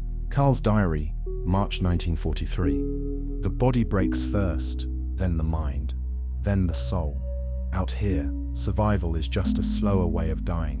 Chapter 8. The sound of falling. Spring finally came, but there was no warmth in it. The snow melted slowly, revealing fields scarred by bombs, villages reduced to blackened skeletons, roads littered with wrecked tanks and twisted metal. The thaw brought mud so thick it trapped vehicles and swallowed boots. Another silent enemy in a war filled with them. We flew again, patched and bandaged, back into skies that felt heavier every time we took off. Our squadron was half its original strength, faces constantly changing, new pilots arriving as fresh graves were dug behind the barracks. Every mission felt more desperate, each sortie more pointless. The front lines pushed steadily west, shoving us backward inch by bloody inch, devouring everything in their path. But still we climbed into our battered Messerschmitts. Still we fought, still we died. One April morning, we were scrambled before dawn. A Soviet armored column had broken through our lines, threatening to cut off the remnants of an infantry regiment pinned down along a muddy riverbank. I flew lead again, Otto on my right, a handful of unfamiliar faces forming up behind us. Their voices trembled over the radio, betraying their youth, their fear. We found the Soviets quickly, spread out like steel beetles across the muddy fields, anti-aircraft guns already hammering the sky with bursts of black smoke. We dove immediately, cannons blazing, cutting lines of fire across the earth. The ground erupted in chaos. Tanks exploded, soldiers scattered. But the Soviets fought back fiercely, their machine guns chewing holes through our wings, their flak tearing the sky apart. I banked sharply, dodging tracer rounds, pulling up only to find a yak fighter hurtling directly toward me. Time slowed. I could see the pilot's face clearly, young, fierce, teeth bared. Our eyes met across that narrowing gap, two men trapped in this madness, hurtling toward death together. Instinct took over. I jerked the stick hard, rolling violently away. The yak twisted too late, scraping past me so close I heard metal grinding on metal. Then a burst of cannon fire ripped into my left wing. The Messerschmitt lurched violently. I fought the controls, hands slippery with sweat, shouting curses into my oxygen mask. The ground spun sickeningly below. I was going down.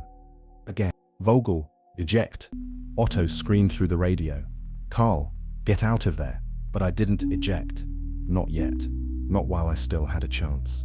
I wrestled the plane upright, fighting every inch of altitude, my left wing shredded and burning, black smoke pouring behind me.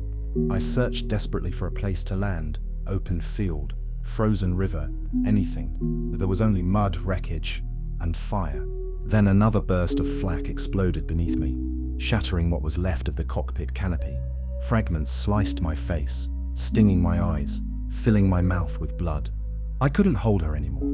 I pulled the canopy release, wind roaring in, and hurled myself out into the sky. This time the parachute opened cleanly. Below me, the Messerschmitt spiraled downward, striking the earth with a deafening explosion, flames leaping upward in fury. I floated down in silence, heart pounding, eyes blurred from smoke and blood. I landed roughly, ankle twisting painfully in the muddy ground. The parachute billowed around me, dragging me briefly until I managed to unhook the harness. For a moment, I lay still, gasping, the sound of distant gunfire echoing around me. The earth felt solid, comforting, familiar. I wanted to stay there, buried in mud, forever. But war waited for no one. I dragged myself to my feet, ankles screaming in protest, and staggered toward the nearest tree line, desperate for cover. Otto found me again, hours later, just before dusk.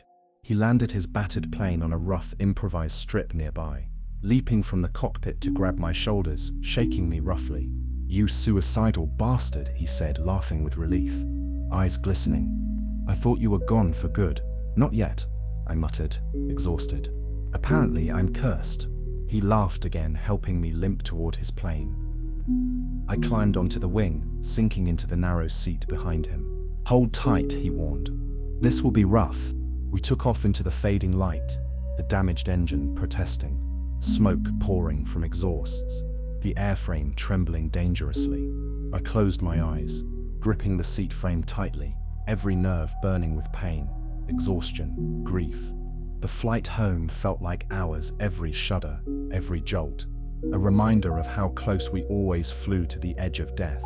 When we finally touched down, medics dragged me from the cockpit, fussing over my wounds, bandaging my face, wrapping my twisted ankle. I barely noticed. My mind was elsewhere, back in the sky, watching myself falling endlessly through clouds of smoke and ash.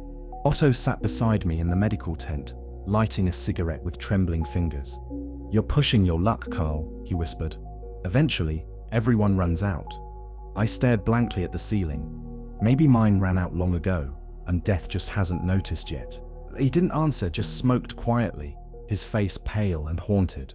That night, sleep refused to come. I limped outside, standing alone beneath a sky studded with distant stars, feeling impossibly small, impossibly tired. I thought about Ursula, wondered if she still believed I was coming home, if she still waited. I reached into my jacket, pulling out her worn, folded letter. The paper felt thin, fragile, like my connection to the life I'd left behind. "I promise I'll come home," I whispered into the darkness. But the words felt hollow even to me. I didn't know what home meant anymore, didn't know if it even existed. I closed my eyes, listening to the distant rumble of artillery, the endless murmuring of war, the quiet whisper of snow beginning to fall again. Carl's diary, April 1943. We don't fall just once. We fall again and again until we forget what it means to fly. Until the sky is only something we fear. Chapter 9. Letters never sent. The spring mud hardened into cracked earth. The fields that once drowned us in freezing sludge, now baked under a relentless, merciless sun. Dust caked our boots, our engines, our lungs. Every breath tasted of smoke and metal. The Soviets pressed harder each day.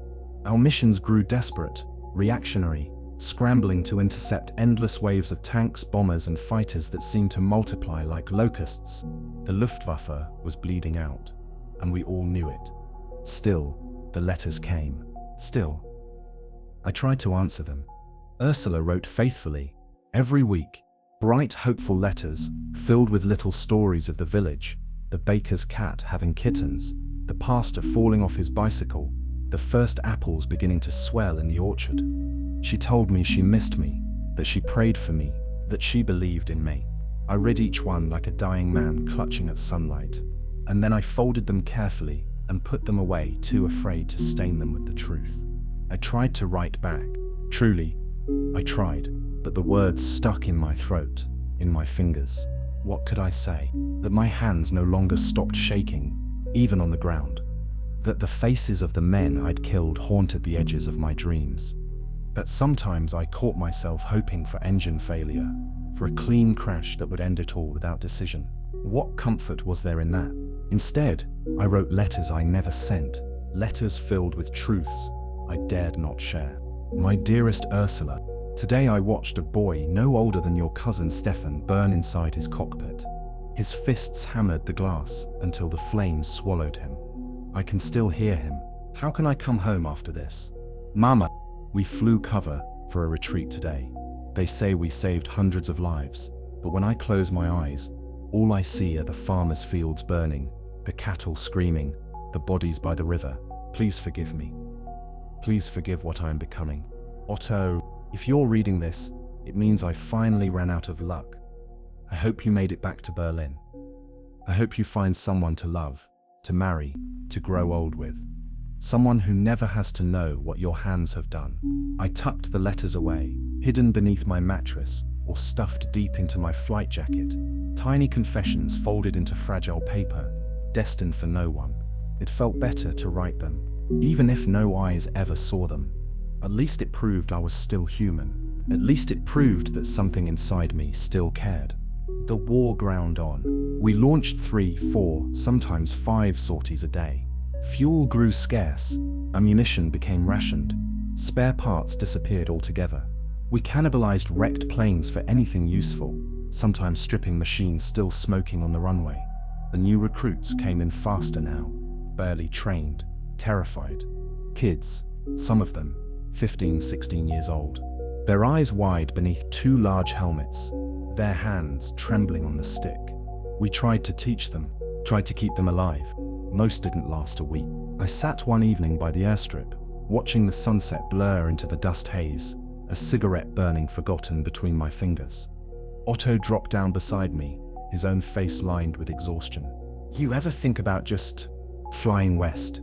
He asked quietly, just pointing the nose toward England or Switzerland and never coming back. I didn't answer at first. I just watched the smoke curl from the tip of my cigarette, rising into the red-streaked sky.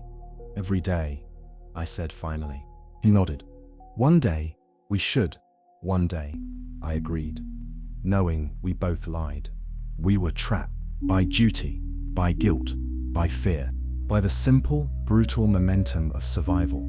That night, another convoy was hit along the river. We flew to cover the survivors, strafing enemy tanks and firing at any advancing troops we could find. The flak was so thick you could almost step out of the cockpit and walk across it. I saw a Bf 1110 take a direct hit mid-climb, one moment climbing, the next moment gone. Nothing but a burst of black smoke and falling debris. The sky rained fire and wreckage. When we landed, I couldn't unclench my hands from the stick. My fingers had locked in place. A mechanic pried them off gently, murmuring something I couldn't hear. Inside the tent, I sat on my cot, staring at my hands. They were still trembling, faintly, as if the sky itself had left its mark under my skin. I pulled out a sheet of paper and tried to write again. Ursula, you wouldn't recognize me now. I don't know if you'd want to. The boy you loved is buried somewhere out here, under this endless sky. I'm just what's left. I crumpled the paper and threw it into the brazier, burning outside. Watched it curl and blacken, the words devoured by fire. Better that way. Some things didn't deserve to come home. A week later, Becker, the young pilot who had crashed during the bomber intercept, returned to camp. He was walking on a crutch, one leg missing below the knee. He saluted stiffly when he saw me, face pale but proud. "I'll be back in the air soon, sir," he said. I nodded, knowing it was a lie. Knowing that if they tried to put him back in a cockpit, it would kill him faster than any Soviet bullet. But who was I to tell him otherwise? Hope was a rare currency out here. You didn't take it from a man unless you were prepared to give him something better. And we had nothing better left to give. Carl's diary, May 1943. Every day we climb back into the sky, like moths to a flame. Some nights I wonder if we all know the truth, that we are already dead, and the only thing left is to decide how long we keep pretending otherwise. Chapter 16, Ruins. The first Allied soldiers I saw were ghosts walking through the mist. I had found shelter in the remnants of a village church, a few walls still standing, half a bell tower leaning precariously against the clouds. The pews were splintered, the altar charred black by fire. I crouched in the corner, hidden beneath a broken beam, clutching Ursula's scarf in one hand, my breath slow and shallow. They came with their rifles lowered, their boots crunching over rubble and bones. American uniforms, helmets tilted low, faces wary but young. I stayed frozen, heart hammering against my ribs. I could have stood, could have walked out with my hands raised, but something inside me refused. Not pride, not hatred, something colder, something emptier. I simply didn't want to be seen. I didn't want to explain who I was or what I had become. I didn't want them to look at me and see a broken relic of a broken dream. So I stayed hidden as they passed, silent and still, a shadow among the ruins. Days later, I moved on, limping westward through forests glazed with frost. The world itself seemed to be crumbling. Bridges collapsed into rivers swollen with melted snow. Roads buckled under the weight of abandoned tanks and shattered convoys. Every town I passed was the same. Walls caved inward, windows shattered, chimneys clawing at a leaden sky. In one village, I saw a dog standing in the middle of the street, barking at nothing, its ribs visible through its mangy coat. In another, a well had been filled with corpses, frozen stiff where they fell, mouths open in silent screams. I stopped counting the dead, stopped wondering how many of them had once worn the same uniform I had. It didn't matter anymore. The war had stripped us all of sides, of causes, of names. There was only survival, naked and brutal. At night, I made fires when I dared. When I couldn't, I buried myself in haylofts or cellar corners, wrapping my body in old curtains and rags to keep the cold at bay. The fever came and went. Some nights, I shook so badly I thought I would tear myself apart. Other nights, I sweated through my coat, muttering half-remembered names into the dark. Franz, Otto, Dieter, Ursula. I didn't know if they were prayers or curses anymore. One evening, in the ruins of a schoolhouse, I found a blackboard still standing, chalk scribbled across it in a child's hand. Vater kommt bald zurück. Father will come back soon. I stood staring at it until my legs gave out.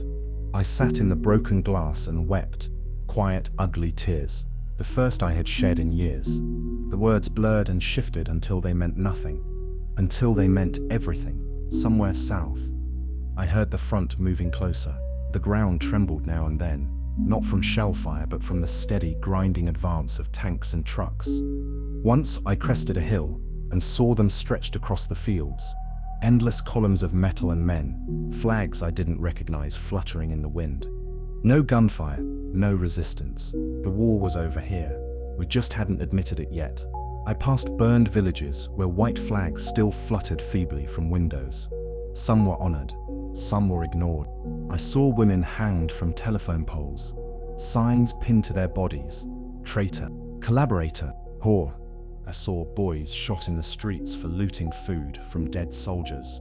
There were no laws left, no mercy, just rage and hunger and the long grinding settling of scores. One morning, I came across a bridge spanning a narrow river. A sign hung crookedly from the gate. Zone occupé, occupied territory. I crossed without hesitation. There was nothing left to occupy. The town beyond was intact, mostly and buzzing with soldiers in strange uniforms, strange accents. British, mostly, some Americans. I kept my head down, my coat drawn tight around me, my battered boots shuffling through the mud. No one looked closely, no one cared. Just another ragged refugee among thousands. I bartered a rusted lighter for a piece of bread, traded a broken watch for a thin blanket. I slept in doorways, in alleys, under the collapsed beams of barns. Sometimes I worked for food, digging graves, hauling bricks, scrubbing blood from walls. Sometimes I stole. Guilt no longer mattered, only survival. Once, in a half-collapsed tavern, I saw an American pilot drinking with his comrades. He laughed, slapping the table, tossing back a glass of something clear and sharp. I watched him from the shadows, unseen. His uniform was neat, his boots clean, his face unscarred by frostbite, shrapnel, or falling dreams. For a moment, I hated him. Not because he was the enemy, not because he had won, because he had survived the sky without falling, because he still believed in whatever cause had carried him there, because he hadn't yet learned what it was to lose yourself completely. I turned away before he could see me, slipping back into the cold streets. Another ghost, another nameless shadow drifting through a world that no longer had room for men like me. Carl's diary fragment, March 1944. Victory, defeat. They mean nothing to the dead. We don't fight for causes anymore. We fight to remember we once had a name. Chapter 17, The Quiet Front.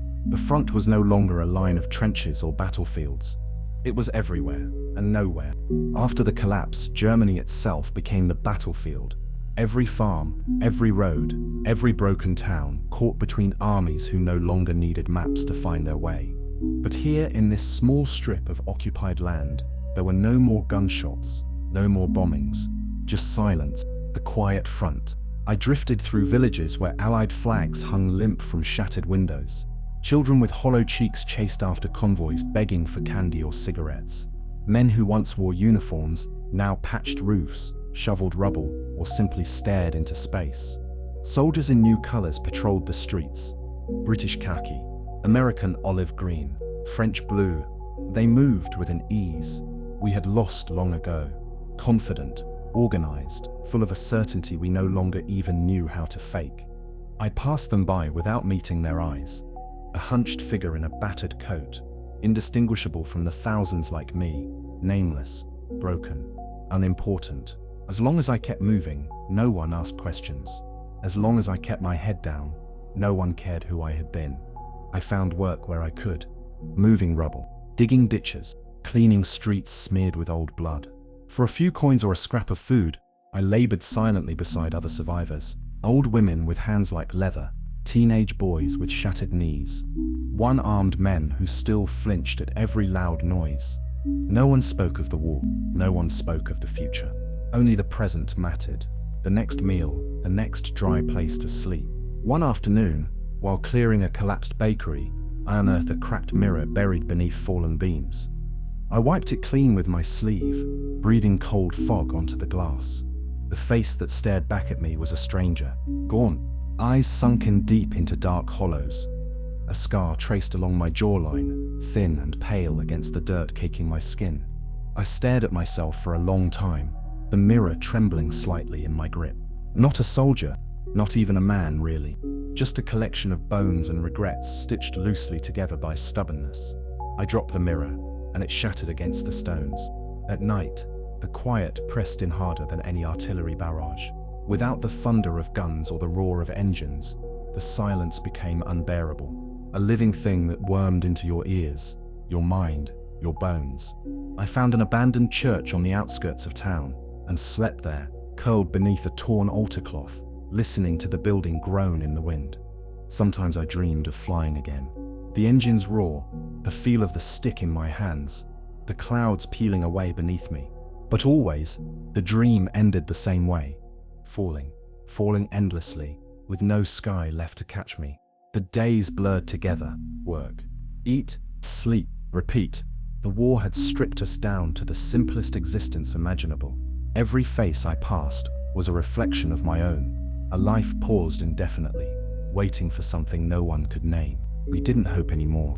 Hope was a luxury we couldn't afford. We endured. That was enough. One morning, a British officer handed out small paper notices in the town square. Registration required, identity cards to be issued. I took mine without argument, signing a false name with a hand that barely remembered how to hold a pen. No one questioned it. No one looked twice. I could have been anyone. A farmer, a mechanic, a clerk. No one cared who I had killed. No one cared who I had lost. The world had moved on, and I was just debris caught in its wake. Sometimes I caught whispers of trials, officers brought before tribunals, accused of atrocities, camps being liberated, their horrors dragged into daylight. The Reich we had bled for was being peeled apart layer by rotten layer, and still no one asked about the pilots, the flyers who had rained death from invisible heights. Maybe they didn't care. Maybe they didn't know what to do with men like us. Men who had fought not face to face, but through machines, through smoke and cloud, through illusions of glory. Or maybe they simply believed we were already dead. One evening, as I sat on the church steps watching the last pale light fade from the sky, an old man approached. He wore a threadbare coat and carried a battered violin case under one arm. He sat beside me without a word, opened the case, and began to play. The notes floated into the cold air, fragile and thin but achingly beautiful. A hymn, maybe, or a lullaby, or something older than either. For the first time in months, I closed my eyes and listened without fear. No engine, no sirens, no screams, only music, only life, only the sound of something human struggling against the silence. When he finished, he nodded once and walked away, vanishing into the gathering dark. I sat there long after, staring at the stars trembling above the broken steeple. Maybe the war wasn't truly over. Maybe it never would be. But for one moment, sitting there with the music still echoing in my mind, I realized something. I was still here, still breathing, still broken, still moving forward. And sometimes, that was enough. Carl's diary, April 1944. The world after the fall is not one of heroes or villains. Only survivors, only ghosts who refuse to vanish. Chapter 18. The last uniform. Spring came reluctantly, dragging pale green shoots through the blackened fields. The rivers swelled with meltwater, washing away the wreckage of tanks, the bones of forgotten battles. New flags fluttered from government buildings. New voices filled the radios, speaking of reconstruction, of forgiveness, of punishment. But the air still smelled of smoke and old blood. And no matter how many new names they gave to the streets, I could still see the ghosts walking them at night. The work changed. Instead of digging graves or clearing rubble, I was assigned to a civilian labor crew, repairing roads, hauling bricks, helping rebuild the shattered skeletons of towns. They issued us grey armbands, stamped with black numbers. No names, no ranks, just numbers. We became inventory, tools to be counted and discarded. Sometimes Allied soldiers watched us work. rifles slung casually over their shoulders. Sometimes civilians spat in our direction, muttering curses under their breath. I didn't blame them. I didn't even feel it. The anger, the shame, those things belonged to someone else now. Someone who had worn a clean uniform, flown clean missions, believed in clean wars. I was no longer that man. I wasn't sure I had ever been. One morning, as I hauled broken cobblestones from a crumbling street, a British officer approached our crew. He pointed at me, sharp and sudden. "You," he said. "Come." I dropped my load and followed him, boots crunching over shattered glass. He led me to a long, low building with boarded windows and a stench of mildew. Inside, tables were laid out with folded uniforms, new ones, clean and pressed. Civilian aid workers bustled about, handing them out like ration cards. The officer nodded toward a table piled with shirts and trousers. "You'll wear that from now on," he said. "No armband, no number." I stared at the cloth, rough but whole. A uniform not of a soldier, but of a worker, of someone rebuilding instead of destroying. It felt heavier than any flight suit I had ever worn. I took it without a word. Later, in the shelter of a half-collapsed church vestibule, I peeled off the remnants of my old coat. The Luftwaffe insignia had long since worn away, the fabric stained and torn beyond recognition. Still, my fingers hesitated at the collar, tracing the place where wings had once been stitched proudly across the chest. Friends had pinned them there himself, laughing, clapping me on the back. "Now you're one of us, Vogel. Welcome to the clouds." I closed my eyes, feeling the rough texture of the new shirt beneath my hands. Then slowly, I tossed the old coat onto the fire. It smoked and curled, the last of my past peeling away in black flakes. I sat back and watched it burn, breathing in the sharp, acrid scent of endings. The next morning, dressed in my plain new clothes, I blended into the crowds of laborers and refugees. No one stared, no one pointed. I was just another man with a shovel. Another set of tired hands rebuilding what we had destroyed. In some small, bitter way, it felt like freedom. Or maybe just another kind of prison, one where you dug your own cell, one brick at a time. At night, I wrote another letter to Ursula. This time not a confession, but something simpler. "My dearest, I no longer wear a uniform. I am no longer a pilot, or a soldier, or anything you would recognize. I build now. I lift stones from the earth and stack them into walls. It is not redemption. It is not forgiveness. It is only work, but it is work I can live with." I folded the letter and tucked it into my pocket. Not to send, just to carry. A weight that reminded me there was still a reason to keep moving. Even if it was only the stubborn refusal to be buried before my heart stopped beating. Carl's diary, May 1944. "A man is not made by the uniform he wears, nor is he unmade when it is stripped away. We are only what we choose to build with the pieces left to us." Chapter 19. A Stranger's Mercy. Summer came heavy and slow, laying a blanket of heat over the ruins. Dust choked the roads. Flies gathered in the corners of half-built homes. The air buzzed with the low hum of exhaustion. I worked from dawn until dusk, hauling stones, mixing mortar, stacking bricks along cracked foundations. Sweat stung the old wound on my shoulder, and my right leg ached with every step. But I moved, and I lived, and that was more than I had expected to do when the sky fell apart. One afternoon, as I worked alone repairing a wall along the edge of the town, a British supply truck rattled down the road. It slowed as it approached, the driver eyeing me through the dusty windshield. I lowered my head, focused on my task. The truck pulled to a halt beside me, engine rumbling. For a long moment, nothing happened. Then the door creaked open, and a young soldier climbed out, barely more than a boy, with sandy hair and a scattering of freckles across his nose. He approached cautiously, one hand resting lightly on the holster at his hip. "You there?" he said, his German halting but clear. "You hungry?" I straightened slowly, dust and sweat clinging to my clothes. I didn't answer. I didn't trust the question. He studied me for a moment, then shrugged. From the truck bed, he pulled a tin of rations, battered but unopened, and tossed it to me. I caught it instinctively, the weight solid and unfamiliar in my hands. "Eat," he said simply. No strings. He climbed back into the truck, revving the engine. As he pulled away, he called over his shoulder in rough German, "Not all of you deserve to starve." And then he was gone, swallowed by the dust and the heat. I stood there for a long time, the tin heavy in my hand. It wasn't charity. It wasn't pity. It was mercy, raw and unexpected, cutting deeper than any bullet. For months, I had been treated as something less than human. A remnant, a leftover, an enemy. And here, from the hands of a boy who should have hated me, came a simple act of kindness. It hurt more than any insult, because it reminded me that once, long ago, I had been capable of kindness too, before the sky burned it out of me. That night, I sat alone by a guttering fire behind the church and opened the tin. Cold meat, hard biscuits, something that might once have been vegetables. It tasted like nothing. It tasted like everything. I ate slowly, savoring every mouthful, feeling the food warm my belly, my hands, the hollow space inside my chest.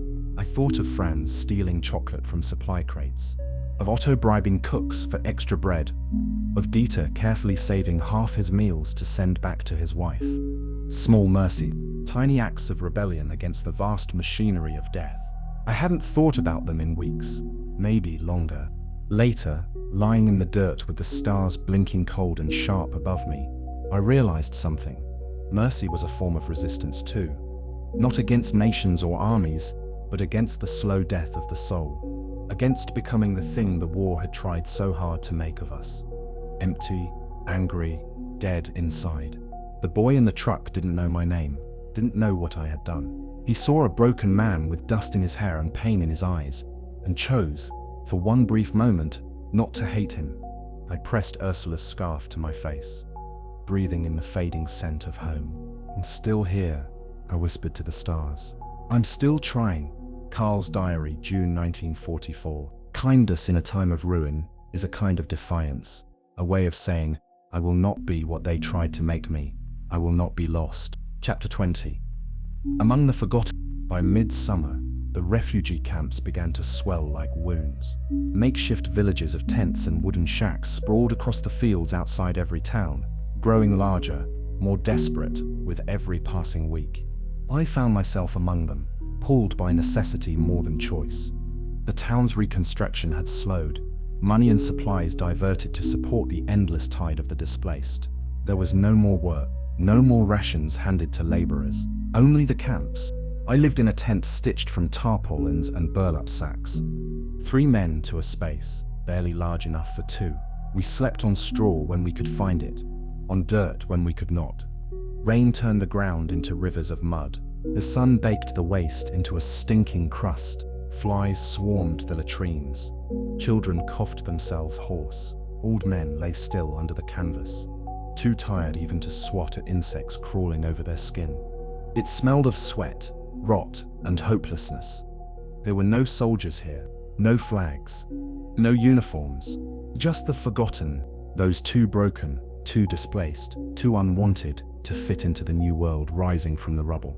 Mothers who had lost their children, children who had lost their names, fathers who had lost their wars and their reasons to fight. I moved among them anonymously, another ghost in a city of shadows. No one asked where you had come from. No one asked what you had done. In the camps, the past was a burden too heavy for anyone to carry. The days passed in monotony, standing in line for stale bread and thin soup, trading odd bits of scavenged metal or fabric for a crust or a swallow of clean water, listening to the rumors swirling like smoke through the tents. A new German government forming in the west, the Russians setting up blockades farther east, trials and executions for officers who could be caught. No one knew what it meant for us. No one dared guess. We were not part of history anymore. We were the debris left behind by it. Sometimes I sat by the edge of the camp, watching the fields sway in the summer wind. Crows circled over the distant woods. Trucks rumbled down broken highways, their loads covered by tarps that flapped like wings. I thought about Franz, how he had dreamed of running a shop someday. A little bakery maybe, where he could feed people instead of killing them. I thought about Otto, always talking about Paris, about freedom, about flying without war, chained to his wings. And I thought about myself, sitting here with dust on my boots and blood still dried in the seams of my jacket. The wind carried the scent of burning wood. Somewhere, another house was being pulled down, another past erased. One evening, a small group of men gathered around a fire near the center of the camp. Someone had found an old accordion and coaxed a cracked melody from it. Something slow, mournful, beautiful in its broken way. I sat apart, listening, letting the music seep into the hollow places inside me. The men sang in rough voices, the words barely clinging to the smoke-choked air. Wo sind die Blumen geblieben? Where have all the flowers gone? The old folk song, made heavier by the weight of real graves, real losses. I closed my eyes.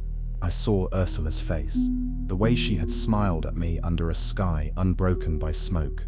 The way she had placed the scarf around my neck, her hands lingering for a moment too long. I pressed my fist against my chest, willing the memory to stay a little longer before it slipped away like all the others. Later, as the fire died and the men drifted back to their tents, an old man shuffled over and sat beside me without a word. He smelled of tobacco and cold earth. He handed me a flask, some homemade liquor that burned like gasoline on the way down. We drank in silence. Finally, he spoke, voice low and rasping. "You a soldier?" I hesitated. "Once," I said. He nodded, as if that explained everything. "You lose something." I laughed quietly, a short, broken sound. "Everything." He nodded again, as if he had expected no other answer. Then he said something I would never forget. "Good. Better men have lost more. Better men have lost nothing at all, and still turned to ash." He stood, wobbling slightly, and walked away into the dark, leaving me with the stars above and the emptiness inside. Carl's diary, July 1944. Among the forgotten, there is no shame in loss, only in pretending we were meant to survive it. Chapter 21, Messages in the Dust. The days dragged on, one identical to the next, but something inside me stirred restless. A hunger not for food, but for something else. For meaning, for closure, for something to prove. I hadn't simply washed ashore here to rot alongside the other forgotten. One morning, without thinking, I left the camp. No announcement, no farewells. I simply picked a direction and started walking. The fields stretched endlessly ahead, gold and green under the heavy summer sky. Roads split off in every direction. Many clogged with abandoned vehicles, scorched skeletons of trucks and carts overturned and left to rust. I followed the back roads, the ones overgrown with weeds, the ones too small for convoys, too forgotten for patrols. The earth baked beneath my feet. Dust coated my boots, clung to my hair, dried my throat, until every breath tasted of ash. Still, I walked, south and west, roughly, toward the place I had once called home. 2 days passed before I found it. The village was a skeleton, half the houses reduced to heaps of brick and timber, the church steeple broken and leaning drunkenly against the setting sun. Children played in the rubble, kicking stones and laughing, a strange, stubborn sound against the silence of ruin. Old women picked through collapsed shops, salvaging scraps of fabric, bent nails, anything worth hoarding. Men sat in circles, smoking, talking low, their faces lined by more than age. Life clung to this place, stubborn as weeds, in cracked stone. But it was not the life I remembered. I made my way down the main street. Heart hammering. Memories flickered at every step. The bakery where Ursula and I had stolen kisses behind sacks of flour. The river where we had swum on burning afternoons. The old schoolhouse where I had carved my name into a desk, now buried under rubble. Gone, gone, gone. I stopped before a blackened shell of a house, the frame still standing, windows shattered, roof half collapsed. My home, or what had once been. The front door hung by one hinge, creaking as the wind pushed it lazily back and forth. I stepped inside, the floor groaning under my weight. Dust hung thick in the air, moat swirling in shafts of broken sunlight. I wandered through the ruins, touching charred walls, splintered beams, ashes that had once been furniture. Everything smelled of old smoke and damp. In what had been the kitchen, I found a piece of paper nailed to the wall. Curious, I pulled it free. It was brittle, the ink faded, but the handwriting was familiar. My mother's. Gone to the mountains. South. If you come back, find us. No date, no signature. Just a desperate scrawl left behind in the hope that somehow, against all odds, I would return. Tears blurred the words. I sank to the floor, the paper clutched against my chest, rocking slightly as the grief I had buried deep inside finally clawed its way out. I stayed there until night fell, the house a hollow shell around me, the stars spinning silently overhead. At some point, a boy wandered past the broken doorway, a scrawny thing with wide eyes and a crooked grin. He watched me curiously, then tossed a crumpled object through the doorway before running off into the dark. I picked it up, a small wooden airplane, crudely whittled, its wings uneven, its nose chipped. A toy, a message, hope, still struggling to survive in a world that had forgotten how to believe in anything. I smiled, the first true smile in longer than I could remember. Small, fragile, but real. The next morning, I buried the note under a stone near the riverbank, a place only Ursula and I had known. If she came back, if anyone came back, maybe they would find it, maybe they would know I had not forgotten them. I left the wooden plane atop the stone, a marker no one else would understand. Then I turned south, toward the mountains, toward whatever remained of my family, toward whatever scraps of a future I could still claim. Carl's diary, August 1940. Even in the dust, even in the ashes, messages endure, whispers of what we were, echoes of what we might still become.